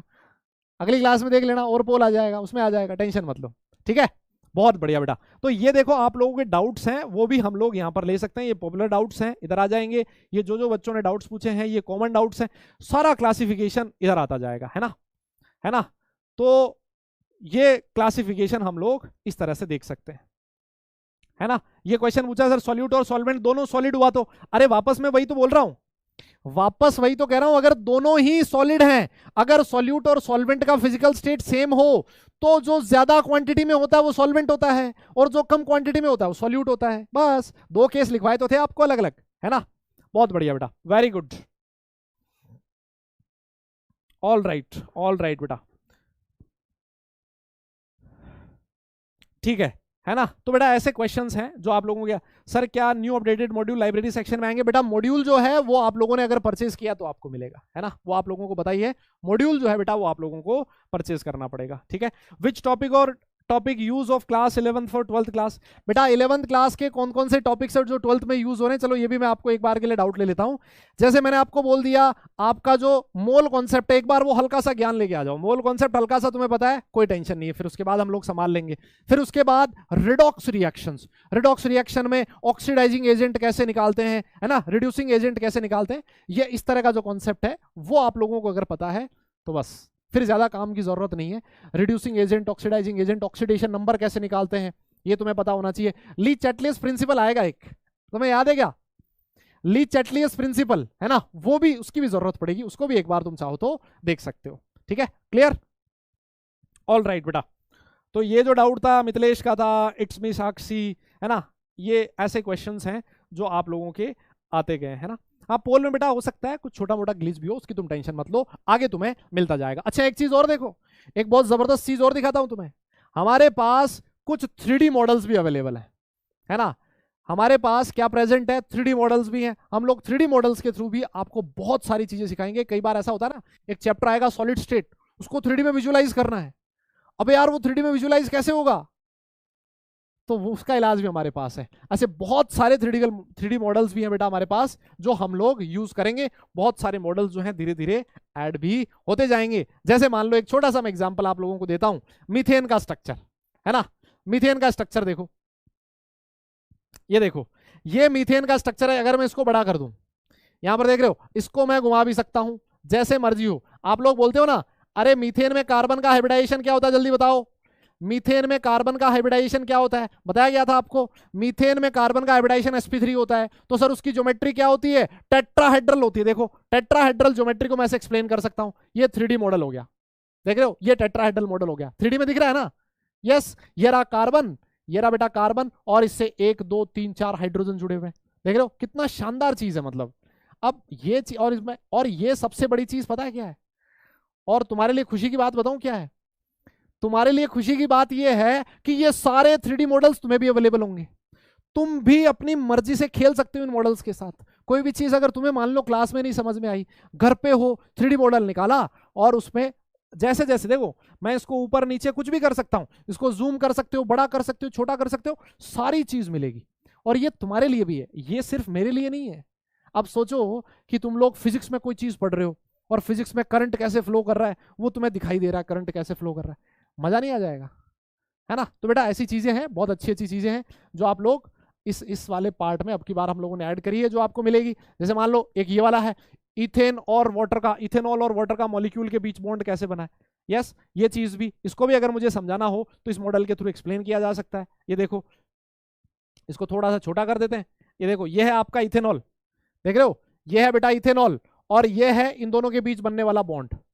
देखो, इथेनॉल और वाटर के बीच सर हाइड्रोजन बॉन्ड प्रेजेंट होता है, याद है तुम्हें, इथेनॉल और वाटर के बीच हाइड्रोजन बॉन्ड प्रेजेंट होता है। तो यहां पर देखो, ये ऑक्सीजन है, ये हाइड्रोजन है, इन दोनों के बीच एक बॉन्ड बन गया। तो ऐसे 3D में आप ये सारी चीज समझ सकते हो। ये 3D मॉडल्स भी आपको मिलेंगे, बहुत सारे मॉडल्स हम लोग सॉलिड स्टेट वगैरह चैप्टर्स में यूज करते जाएंगे। एकदम मजेदार है, एकदम तुम्हें बहुत मजा आने वाला है ना। लेकिन तुम लोग सिर्फ और सिर्फ अपनी पढ़ाई पे फोकस रखते जाओ और कंसिस्टेंटली मेहनत करते जाओ, तो तुम्हें किसी चीज की कोई दिक्कत नहीं आएगी। क्लियर है ना, ये इस चीज का ध्यान रखना, मेहनत तुम्हारी ओर से और हमारी ओर से एकदम, हमसे ज्यादा तुम्हें करनी पड़ेगी, ऑब्वियस सी बात है ना, क्योंकि आईटी में तुम्हें जाना है ना भाई। आ जाओ, वापस आ जाओ, वापस आओ। अब हम लोग बेटा बात करते हैं टाइप्स ऑफ सॉल्यूशंस की। अच्छा, एक बात बताओ, सॉल्यूशन को मैं कितनी तरह से क्लासिफाई कर सकता हूं। देखो जी बेटा, इसमें एक छोटी सी टेबल बनानी है अपने को, यहां पर एक छोटी सी टेबल बनेगी, आप लोग चाहो तो टेबल बना सकते हो, मेरे साथ साथ बना सकते हो। क्लासिफिकेशन ऑफ सॉल्यूट्स, सॉल्यूशंस बेटा 3 तरह से क्लासिफाई किया जा सकता है। कितनी तरीके से, 3 तरीके से क्लासिफिकेशन आप कर सकते हो सॉल्यूशन का। वापस क्लास स्टार्ट कर रहे हैं, वापस इधर आ जाओ, स्क्रीन पे देखो सारे लोग, इधर उधर ध्यान नहीं होना चाहिए आप लोगों का, वापस सब लोगों का ध्यान स्क्रीन पर। ठीक है, बातें हो गई, अभी बातें हो गई है। देखो जी बेटा, एक टेबल बनेगी, टेबल देखना, एक छोटी सी टेबल बनाने जा रहा हूं मैं। यहां पर देखो, यहां पर तो मैं लिखूंगा टाइप ऑफ सॉल्यूशन, ठीक है। अगर टाइप लिखा, फिर उसके बाद यहां पर मैं लिखूंगा सॉल्वेंट, फिर उसके बाद यहां पर लिखेंगे सॉल्यूट। ये जो टेबल है बेटा आपके एनसीईआरटी में भी बनी हुई है, ये टेबल आपके एनसीईआरटी में बनी हुई है। और एक बात बताऊं मैं तुम्हें, एक बात जोरदार तुम्हें बता देता हूं, अगर तुम ये जो मैं नोट्स क्लास में लिखवाता हूं ना, अगर वो तुम अच्छे से लिख लो, और फिर उसके बाद जब तुम एनसीईआरटी सॉल्व करोगे ना, जब तुम एनसीईआरटी देखोगे ना, तुम्हें लगेगा एनसीईआरटी की हर एक चीज, छोटी से छोटी चीज तुम्हारे नोट्स में लिखी हुई है। एनसीईआरटी तो पूरा कवर होगा ही बेटा, जेई मेंस एडवांस हर एक चीज आपके नोट्स में मिलेगी। तो यहां पर आपका 12th भी साथ साथ कवर हो जाएगा, उसकी भी तुम्हें टेंशन लेने की जरूरत नहीं है। जब हम लोग क्वेश्चंस करेंगे तो मैं कुछ क्वेश्चंस एनसीईआरटी के भी लाऊंगा, है ना, कुछ एनसीईआरटी क्वेश्चंस तुम्हें होमवर्क भी दूंगा। तो जब तुम्हारा चैप्टर खत्म होगा ना, तो तुम्हारी एनसीईआरटी भी खत्म होगी, साथ साथ थ्योरी भी, उसके इंटेक्स्ट क्वेश्चंस भी, उसकी एक्सरसाइज के क्वेश्चंस भी, तुम्हारे सारे पीवाईक्यूज भी हो जाएंगे, है ना। ये सारी चीज हम लोग क्लास में ही करने की कोशिश करेंगे, ठीक है। और यहां पर बेटा हम लोग लिखेंगे किसका, एग्जाम्पल्स के बारे में लिखने वाले हैं। ऑल राइट, अच्छा अच्छा सर, ये जो सारी चीज आप लोगों ने बताई है, ये सारी वापस हर क्लास में नहीं बताई जाएगी, है ना। ये जो फीचर्स वगैरह हम लोगों ने बताए, इतनी सारी मोटिवेशनल चीजें हम लोगों ने डिस्कस करी है, बेटा हर क्लास में नहीं होगा, क्योंकि आज फर्स्ट क्लास है, इसलिए सारी चीजें बताई जा रही है। अच्छा देखो बेटा, सॉल्यूशन जो होता है वो 3 तरह का होता है। यस, सॉल्यूशन जो होता है बेटा 3 तरह का होता है। कौन कौन सी तरह का, सबसे पहला बोला जाता है, कौन सी लिखे, गैसियस सॉल्यूशन। सबसे पहला जो सॉल्यूशन का टाइप है वो कौन सा है, गैसियस सॉल्यूशन। बेटा गैसियस सॉल्यूशन का मतलब क्या हो गया, अगर सॉल्यूशन गैस है तो बताओ सॉल्वेंट की फिजिकल स्टेट भी क्या होगी, गैस ही होगी ना, क्योंकि सॉल्यूशन की जो फिजिकल स्टेट होती है वही सॉल्वेंट की फिजिकल स्टेट होती है, सही कह रहा हूं मैं। तो आपका जो सॉल्वेंट होगा बेटा, उसकी फिजिकल स्टेट भी गैस होगी। अच्छा, सॉल्यूट क्या हो सकता है, सर सॉल्यूट तो कुछ भी हो सकता है, सॉल्यूट आपका गैस भी हो सकता है, सॉल्यूट आपका लिक्विड भी हो सकता है, और सॉल्यूट आपका सॉलिड भी हो सकता है। बताओ ना, अरे बोलो ना यार, क्या तुम्हें मेरी बात समझ में आई क्या, क्या इस बात में कोई दिक्कत है क्या तुम्हें, ओहो क्या चला गया, हाँ बताओ बताओ देखें, क्या इस चीज में कोई दिक्कत है तुम्हें, कुछ भी हो सकता है ना यार सॉल्यूट तो, अरे बोलो। ऐसा ही अगर मैं क्लासिफिकेशन आगे लिखूं, ये बेटा पहला था गैसियस सॉल्यूशन, ऐसा ही और लिख सकता हूं मैं, ऐसा दूसरा सॉल्यूशन कौन सा, लिक्विड सॉल्यूशन। अच्छा, अगर मैं कहता हूं लिक्विड सॉल्यूशन, इसका मतलब मुझे बताओ, इसका मतलब मुझे बताओ सॉल्वेंट की फिजिकल स्टेट क्या होगी, जो सॉल्यूशन की फिजिकल स्टेट है, और सॉल्यूशन की फिजिकल स्टेट लिक्विड है, इसका मतलब सॉल्यूट की फिजिकल स्टेट भी क्या होगी बेटा। अरे बोलना यार, क्या लिक्विड ही होगी क्या, एक बात बताओ ना यार, क्या ये बात सही है, बिल्कुल लिक्विड होगी सर, बहुत ही बढ़िया। और जो आपका सॉल्यूट है, सॉल्यूट तो कुछ भी हो सकता है वापस, है ना, सॉल्यूट आपका गैस भी हो सकता है, सॉल्यूट आपका लिक्विड भी हो सकता है, और सॉल्यूट आपका सॉलिड भी हो सकता है। मेरी बात तुम्हें समझ में आ रही है। अभी इनके एग्जाम्पल भी लिखेंगे, अभी हम लोग इनके एग्जाम्पल भी लिखेंगे, उसकी टेंशन मत लो आप, है ना। लो आ जाओ जरा, ओहो हाँ जी, दादा लाइन ऊंची नीची हो तो उसको संभाल लेना, है ना। ऊपर नीचे लाइन हो ना उसको संभाल लेना। आ जाओ। और बेटा जो तीसरी टाइप है ना, वो कौन सी टाइप हो गई? तीसरी टाइप हो जाएगी बेटा सॉलिड सॉल्यूशंस, है ना। और अगर मैं सॉलिड सॉल्यूशन कहता हूं, इसका मतलब जो सॉल्वेंट है उसका फिजिकल स्टेट क्या है? सॉलिड है, ठीक है।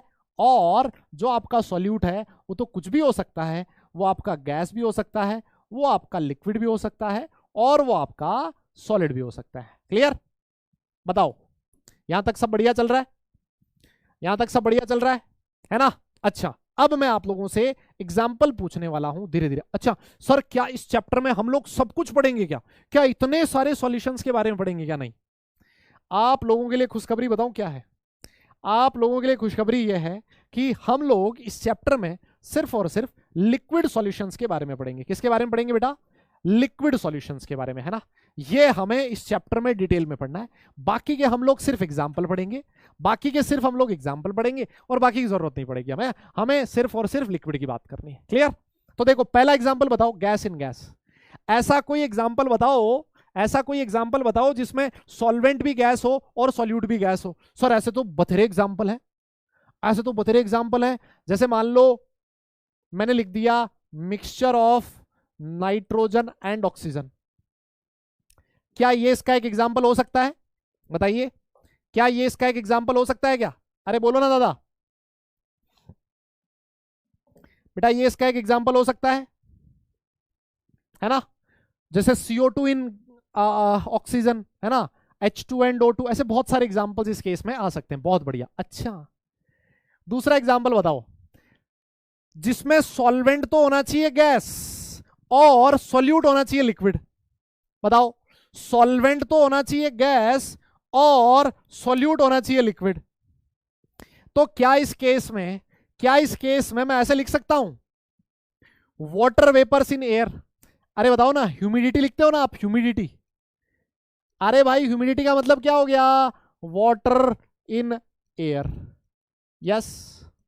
या फिर आप ये ना लिखना चाहो, ये भी लिख सकते हो। कोई ये कहेगा सर ये तो वाटर वेपर हो गई ना, आप ऐसे लिख दो, क्लोरोफॉर्म का नाम सुना है तुमने? क्लोरोफॉर्म, ये एनसीईआरटी में एग्जांपल दिया हुआ है, क्लोरोफॉर्म इन नाइट्रोजन गैस, ऐसे लिख सकते हो ना। अरे भाई, नाइट्रोजन गैस में क्लोरोफॉर्म प्रेजेंट है। अच्छा, क्लोरोफॉर्म पता है कहां काम में आता था? क्लोरोफॉर्म पता है कहां काम में आता था? क्लोरोफॉर्म पता है कहां काम है? पुरानी मूवीज में देखा है तुम लोगों ने? एक साथ में वेन आ रही है, एक लड़की साइड में चल रही है, साथ में एक वैन आती है, उसमें से वो गुंडा सा निकलता है, और वो क्या करता है, रुमाल पे एक लिक्विड डालता है और उस लड़की के नाक पे से लगा देता है और उसको गाड़ी में पटक के ले जाता है। वही क्लोरोफॉर्म होता है।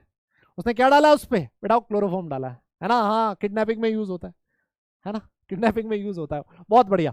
अच्छा, तीसरा एग्जाम्पल बताइयो। हाँ, अच्छा तीसरा एग्जाम्पल बताओ कि जिसमें सॉल्वेंट होना चाहिए गैस और सॉल्यूट होना चाहिए सॉलिड, है ना। इसका एग्जाम्पल आप लिख सकते हो बेटा, कैम्फर होता है। कैम्फर, आपका कैम्फर का नाम सुना है तुम लोगों ने? अबे कैम्फर, है ना। कैम्फर को आपने नाइट्रोजन गैस में रख दिया है, ठीक है। कैम्फर इन N2 गैस, ये भी इसका एक एग्जाम्पल हो सकता है। कैम्फर जो होता है वो सॉलिड होता है ना, देखा आप लोगों ने, है ना। कभी जगराता वगराता घर में पूजा वूजा होती है तो उसको जलाते हैं ना। हाँ, अब आगे आ जाओ। नेक्स्ट एग्जाम्पल लिखा है बेटा, ऐसा एग्जाम्पल बताओ जिसमें सॉल्वेंट तो है लिक्विड और सॉल्यूट है गैस। सर ऐसे एग्जाम्पल तो खूब सारे हैं सर। हम लोग कोल्ड ड्रिंक पीते हैं रोज, है ना, और जो कार्बोनेटेड ड्रिंक्स होती हैं उसमें लिक्विड के अंदर किसी गैस को, और वो गैस जनरली कौन सी होती है? CO2, बहुत हाई प्रेशर पे उसके अंदर भरा जाता है ना। तो उस केस में सॉल्वेंट होता है लिक्विड और सॉल्यूट होता है गैस। ऐसे बहुत सारे एग्जांपल्स आप लिख सकते हो। जैसे ऑक्सीजन है, वो डिसॉल्व हो रखी है वाटर में, है ना, oxygen dissolve in water, carbonated drinks, ऐसे बहुत सारे एग्जाम्पल्स हो सकते हैं बेटा। एक एक एग्जाम्पल लिख रहे हैं हम लोग, है ना। हम लोग क्या कर रहे हैं, एक एक एग्जाम्पल लिख रहे हैं। अच्छा, लिक्विड, ओहो, ये तो फेवरेट है तुम्हारा, लिक्विड बताओ, जल्दी से बताओ। C2H5OH, ethanol in water. मजा आ गया सर। अबे इसका काम नहीं है तुम्हारे भी, है ना, ये सब कुछ बाहर बाद में, और जरूरत भी नहीं है इसकी। अच्छा, ये वाला एग्जांपल बताओ जिसमें सॉल्यूट होना चाहिए सॉलिड और सॉल्वेंट होना चाहिए लिक्विड। इसका एग्जांपल तो हम लोगों ने खूब सारे देखे। पानी के अंदर शुगर डाल दो, है ना, पानी के अंदर नमक डाल दो, सॉल्ट सॉल्यूशन, है ना, शुगर इन वाटर लिख सको। शुगर इन वाटर आप लिख सकते हो, बहुत ही बढ़िया, कोई दिक्कत नहीं है बेटा, है ना। चलो आगे देखते हैं। नेक्स्ट है बेटा सॉलिड सॉल्यूशंस। सॉलिड सॉल्यूशन का मतलब हो गया सॉल्वेंट आपका सॉलिड, और आपका जो सॉल्यूट है वो इन तीनों में से कुछ भी हो सकता है। सबसे पहला एग्जांपल आपका लिखा है कि सॉल्यूट होनी चाहिए गैस और सॉल्वेंट होना चाहिए सॉलिड। देखो इसमें एक एग्जांपल में लिख रहा हूं, हाइड्रोजन इन पीडी। ये पीडी क्या है? अबे पेन ड्राइव नहीं है। अच्छा ये पीडी पेन ड्राइव नहीं है। नाम सुना तुमने पैलेडियम? अच्छा आप लोगों ने पैलेडियम का नाम सुना है क्या? अरे बोलो ना यार। एक पैलेडियम एक एलिमेंट होता है पीरियोडिक टेबल का। इस पैलेडियम की खास बात क्या होती है कि ये अपनी सरफेस पे, वापस से सरफेस केमिस्ट्री में पढ़ाऊंगा इस वाले फिनोमेना को। पैलेडियम की जो सरफेस होती है उसके ऊपर हाइड्रोजन गैस आके एड्सॉर्ब हो जाती है। क्या हो जाती है? एड्सॉर्प्शन हो जाता है। इसकी सरफेस पे हाइड्रोजन गैस आके इकट्ठी हो जाती है। That process is known as adsorption. Surface chemistry में आएगा। अभी आप लोग इस एग्जांपल को लिख सकते हो। ठीक है, ठीक है, बहुत ही बढ़िया। अगला जो एग्जांपल है वो आता है कि जिसमें सॉल्वेंट होना चाहिए सॉलिड। देखो यहां पर थोड़ा सा उल्टा है, सॉल्वेंट सॉलिड हो और सॉल्यूट आपका लिक्विड हो। अमलगम का नाम सुना आप लोगों ने? अमलगम्स, मरकरी, NaHg, है ना। अमलगम क्या होता है अभी मैं आपको बताता हूं। अमलगम ऑफ मरकरी विद किसके साथ? जैसे सोडियम के साथ लिख दिया, है ना, सोडियम के साथ मरकरी का अमलगम। NaHg आप लोगों ने काफी बार लिखा हुआ सुना होगा। ये बेटा एक तरह का अलॉय होता है। मरकरी के जो अलॉयज होते हैं उनको अमलगम्स बोला जाता है। यस, मरकरी जो होता है वो जनरली आप लोग देखते हो लिक्विड स्टेट में होता है, और जो आपका सोडियम होता है, सोडियम के छोटे छोटे से टुकड़े दिए जाते हैं, अगर आपने लैब में देखा होगा। हालांकि सॉलिड होता है सोडियम, जिसको आप चाकू से भी काट सकते हो, तो वो सॉलिड स्टेट में है। और जो आपका Na है, जो सॉल्यूट है आपका Na जो है सॉलिड, वो बेटा यहाँ पर आपका सॉल्वेंट की तरह बिहेव कर रहा है। और जो आपका मरकरी है वो बेटा यहाँ पर क्या होता है? लिक्विड होता है ना। तो ये इस केस में आप एग्जांपल लिख सकते हो। ऑल राइट, और last example solid in solid. अच्छा लास्ट एग्जांपल अमलगम क्या होता है? हाँ अभी इसका एक एग्जांपल ये भी तो लिख सकते हो आप। अभी ये एग्जांपल सॉलिड, आपका सॉल्यूट होना चाहिए लिक्विड और सॉल्वेंट होना चाहिए सॉलिड। अभी थोड़ी देर पहले बताया था ना वो क्रिस्टलाइन कॉपर सल्फेट। अबे याद करो, इसका एग्जांपल क्रिस्टलाइन कॉपर सल्फेट भी तो हो सकता है। CuSO4.5H2O solid. अरे याद करो ना यार दादा, वो एग्जांपल भी तो हो सकता है। सर उसमें भी तो जो सॉल्यूट था वो कौन था? वाटर था। और सॉल्वेंट कौन था? कॉपर सल्फेट था ना। वो एग्जांपल भी इसमें आ सकता है। हाँ बेटा सॉलिड इन सॉलिड, इस केस में आते हैं आपके अलॉयज। इस केस में कौन आता है? अलॉयज। अलॉयज जो होते हैं बेटा वो सॉल्यूट भी उसमें सॉलिड होता है और सॉल्वेंट भी आपका सॉलिड होता है। ठीक है ना। हाँ बहुत ही बढ़िया बेटा, बहुत बढ़िया। इसको एक बार आप, अगर आप लोगों ने नोट नहीं किया तो फटाफट से नोट कर लो। ठीक है, मैं एक बार के लिए साइड हो गया हूं। आप लोगों ने एकदम बढ़िया। हाँ अलॉयज बेटा बहुत सारी हो सकती हैं, है ना।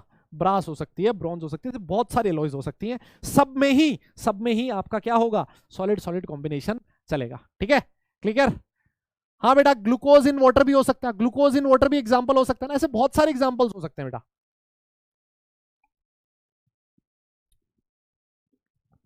बेटा मैंने एक छोटा सा नाम लिया है एड्सॉर्प्शन।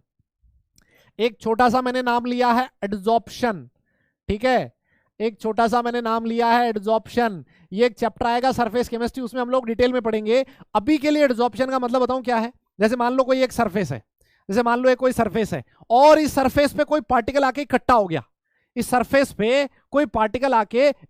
गया। एक्यूमुलेट हो गया सरफेस पे। तो सरफेस पे पार्टिकल्स का जो एक्यूमुलेशन होता है that is known as adsorption. Absorption अलग होता है, एड्सॉर्प्शन अलग होता है ना। That is the basic difference between adsorption and absorption. Clear?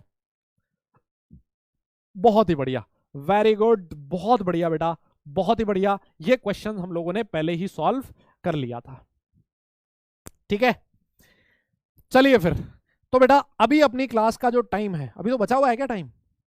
अच्छा क्लास कितने बजे तक होती है? कितने बजे तक क्लास है? 8 बजे तक कि 8:15 तक? हाँ भाई, अरे बताओ ना। अगला जो टॉपिक है अपना कंसंट्रेशन टर्म्स, अपना अगला टॉपिक है। बेटा बहुत सारे एग्जांपल्स हो सकते हैं, दुनिया में बहुत सारे एग्जांपल्स हैं अलग अलग के। हमने सिर्फ एक एक एग्जांपल लिखा है, और जनरली मैंने वही वाला एग्जांपल लिखा है जो आपकी एनसीईआरटी के आसपास दिया हुआ हो। ठीक है, वही वाला एग्जाम्पल हम लोगों ने लिखा है। क्लियर? 8 बजे तक है। अच्छा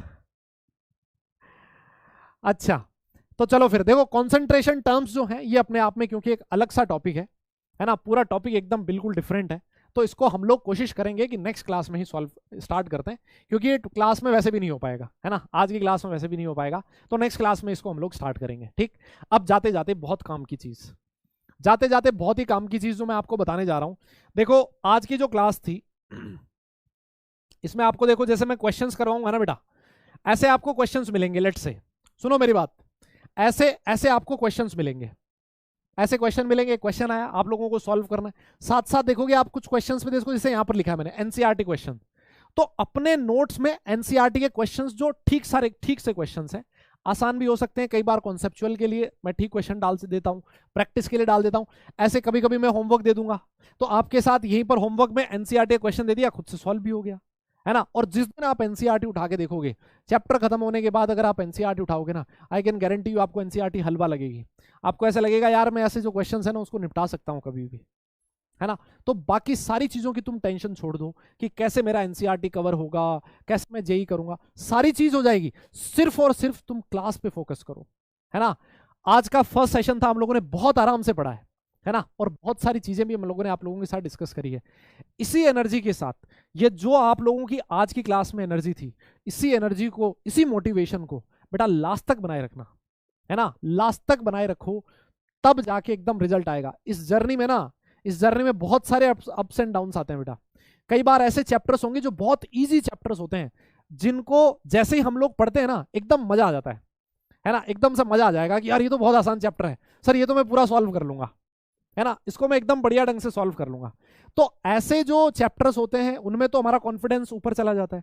कुछ चैप्टर्स ऐसे भी होते हैं जो काफी मुश्किल होते हैं थोड़े से, तो उनमें हमें लगता है कि यार मैं तो नहीं सॉल्व कर पाऊंगा, पता नहीं ये क्वेश्चन एग्जाम में आ गया तो फिर मैं तो सॉल्व नहीं कर पाऊंगा, मेरी रैंक खराब हो जाएगी। ये बहुत सारी चीजें आपको ऊपर नीचे चलता रहेगा, और जो एक बार नीचे जाके एकदम से ऊपर आ जाता है ना बेटा, हर बार डिमोटिवेट फील करो और एक बार एकदम डिसिप्लिन्ड हो आप, है ना। अगर आप वापस ऊपर आ गए फिर काम सेट है अपना, फिर आपको और कोई टेंशन लेने की जरूरत नहीं है, ठीक है। अच्छा एक चीज और सुनो, आज की क्लास में तुम्हें कुछ डीपीपी भी मिली होगी, सुनो ये होमवर्क वाले पार्ट में देख लेते हैं। आज की क्लास में बेटा आपको कुछ डीपीपी मिली होगी, है ना, सुनो सुनो सुनो, हाँ होमवर्क वाले पार्ट में देखो, होमवर्क में क्या करना है, एक तो जो मैंने अभी तक पढ़ाया है ना, कुछ ज्यादा पढ़ाया नहीं है, उसको रिवाइज करना है, साथ में डीपीपी।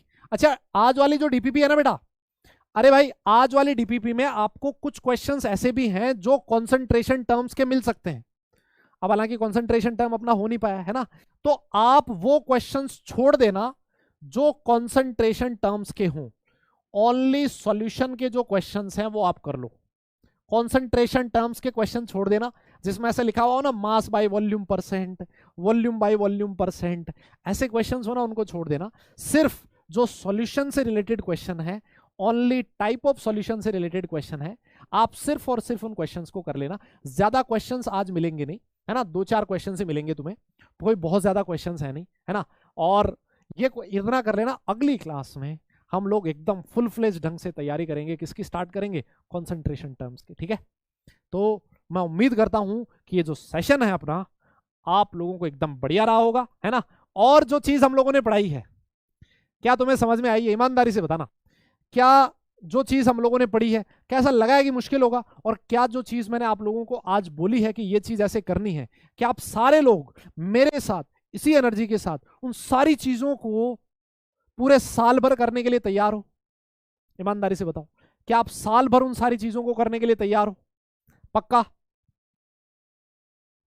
यस, अगर वो चीज कर ली ना यार, फिर मस्त एकदम बढ़िया से कॉलेज में जाओ। और देखो जी, ऐसा तो नहीं होता कि यार कॉलेज में जाने के बाद कुछ पढ़ना नहीं होता, लेकिन जो एफर्ट है ना वो बहुत कम हो जाता है, उतना नहीं पढ़ना होता, खूब मजे होते हैं कॉलेज में, है ना। एक सपने के लिए पढ़ो, है ना। देखो जैसे हम लोग घर से निकलते हैं ना, और अगर मान लो तुम्हें पता नहीं है ना कि कहाँ पहुंचना है, तो इंसान हमेशा भटक जाएगा। लेकिन अगर आपने अपने लिए टारगेट सेट कर रखा है ना कि यार मुझे वहां जाना है, और एकदम शिद्दत से जाना है, एकदम अंदर से आ रही है कि यार मुझे कुछ अच्छा करना है अपने लिए, अपनी फैमिली के लिए, है ना, तो जब आपने गोल सेट किया हुआ होगा ना, तब आप उस गोल के लिए मेहनत करोगे, तो गोल बनाओ अपने लिए कि यार लिख दो साला, अपनी जहां पर पढ़ाई करते हो ना उसके सामने लिख दो यहाँ पहुंचना है मुझे। और हर दिन जब उसको देखोगे ना, और उसके लिए अगर मेहनत नहीं करोगे ना, खुद अपने अंदर से शर्म आएगी, है ना। कई बार ऐसा भी होता है ना, जब हम लोग ढंग से मेहनत नहीं करते, जो चीज़ हमसे एग्जाम मांगता है अगर हम लोग वो चीज़ नहीं करते, कई बार अपने पेरेंट्स की आंखों में देखने पे भी ना हमें शर्म सी आती है ना। आपको लगता है ना ऐसा कि यार वो लोग सोच रहे हैं कि मैं कुछ अच्छा करके जाऊंगा, है ना, मैं कुछ अच्छी कॉलेज में एडमिशन लूंगा, और मैं यार कर नहीं रहा हूँ वो चीज़, है ना। तो यार पेरेंट्स को धोखा देना मतलब, है ना, उससे बड़ा कोई गुनाह नहीं समझता हूँ मैं अपने, मुझे नहीं लगता इससे बड़ा कोई गुनाह है ना। वो तुम्हारे लिए हर एक सेक्रीफाइस करते हैं, हर एक छोटे से छोटा और बड़े से बड़ा, है ना। अगर तुम्हें और कुछ गोल ना मिले ना, तो तुम ये मान लो कि तुम्हें उनके लिए पढ़ना है ना, उनकी खुशी के लिए पढ़ना है, और भाड़ में जाए सारी दुनिया, है ना। उससे बड़ा मोटिवेशन कोई हो ही नहीं सकता ना यार। क्यों भाई, घर पे अपने माँ बाप की शक्ल देख लो, उससे बड़ा मोटिवेशन क्या होगा यार, नहीं क्या। और एक अच्छी एजुकेशन जो आपकी आज कंडीशन है उनसे आपको बहुत आगे ले जा सकती है ना।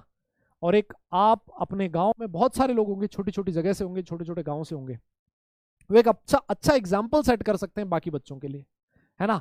एक मोटिवेशनल फैक्टर का काम कर सकते हैं, वो सपने देख सकते हैं कि हाँ यार, छोटी सी छोटी जगह से, छोटी छोटे गांवों से, ढोणियों से लोग जो है आईआईटी में पहुंच रहे हैं, एक अच्छे आईआईटी कॉलेज में, एक अच्छे एनआईटी से ग्रेजुएशन कर रहे हैं ना। तो यार आप लोग, ये शुरुआत है, मतलब ऐसे बच्चों के लिए आप एक मोटिवेशन का काम कर सकते हो, है ना। तो बेटा इसी चीज़ के लिए हम लोग बस आज की क्लास हम लोग ख़त्म करते हैं, है ना। मैं उम्मीद करता हूँ कि आज जो अपना सेशन है वो एकदम बढ़िया रहा होगा। इसी तरह से हम लोग पूरा सेशन खत्म करेंगे फिजिकल केमिस्ट्री का। कभी भी आपको 1% फील नहीं होने देंगे, किसी भी चीज़ की कमी नहीं फील होने देंगे। कभी तुम्हें ऐसा नहीं लगेगा कि यार टीचर की आज एनर्जी डाउन है, आज ये कमी है, आज वो कमी है ना। ये सारी चीज़ तुम्हें हर दिन मिलती रहेगी, इसी मोटिवेशन के साथ, इसी एनर्जी के साथ, ठीक है। और तुम भी इसी एनर्जी और मोटिवेशन के साथ पढ़ते रहोगे, ऐसी मुझे पूरी उम्मीद है। चलिए फिर आज के लिए बस इतना ही, अगली क्लास में मिलेंगे। सारे लोग अपना ख्याल रखें, खुश रहें, हंसते मुस्कुराते रहें, और पढ़ाई जरूर करते रहें, क्योंकि बेटा काम पढ़ने से चलेगा, सिर्फ मुस्कुराने से नहीं। लास्ट में जाते जाते थैंक यू आप लोगों को बोल सकते हैं। Thank you so much for watching this video. अगली क्लास में मिलते हैं, तब तक के लिए tata bye bye, love you.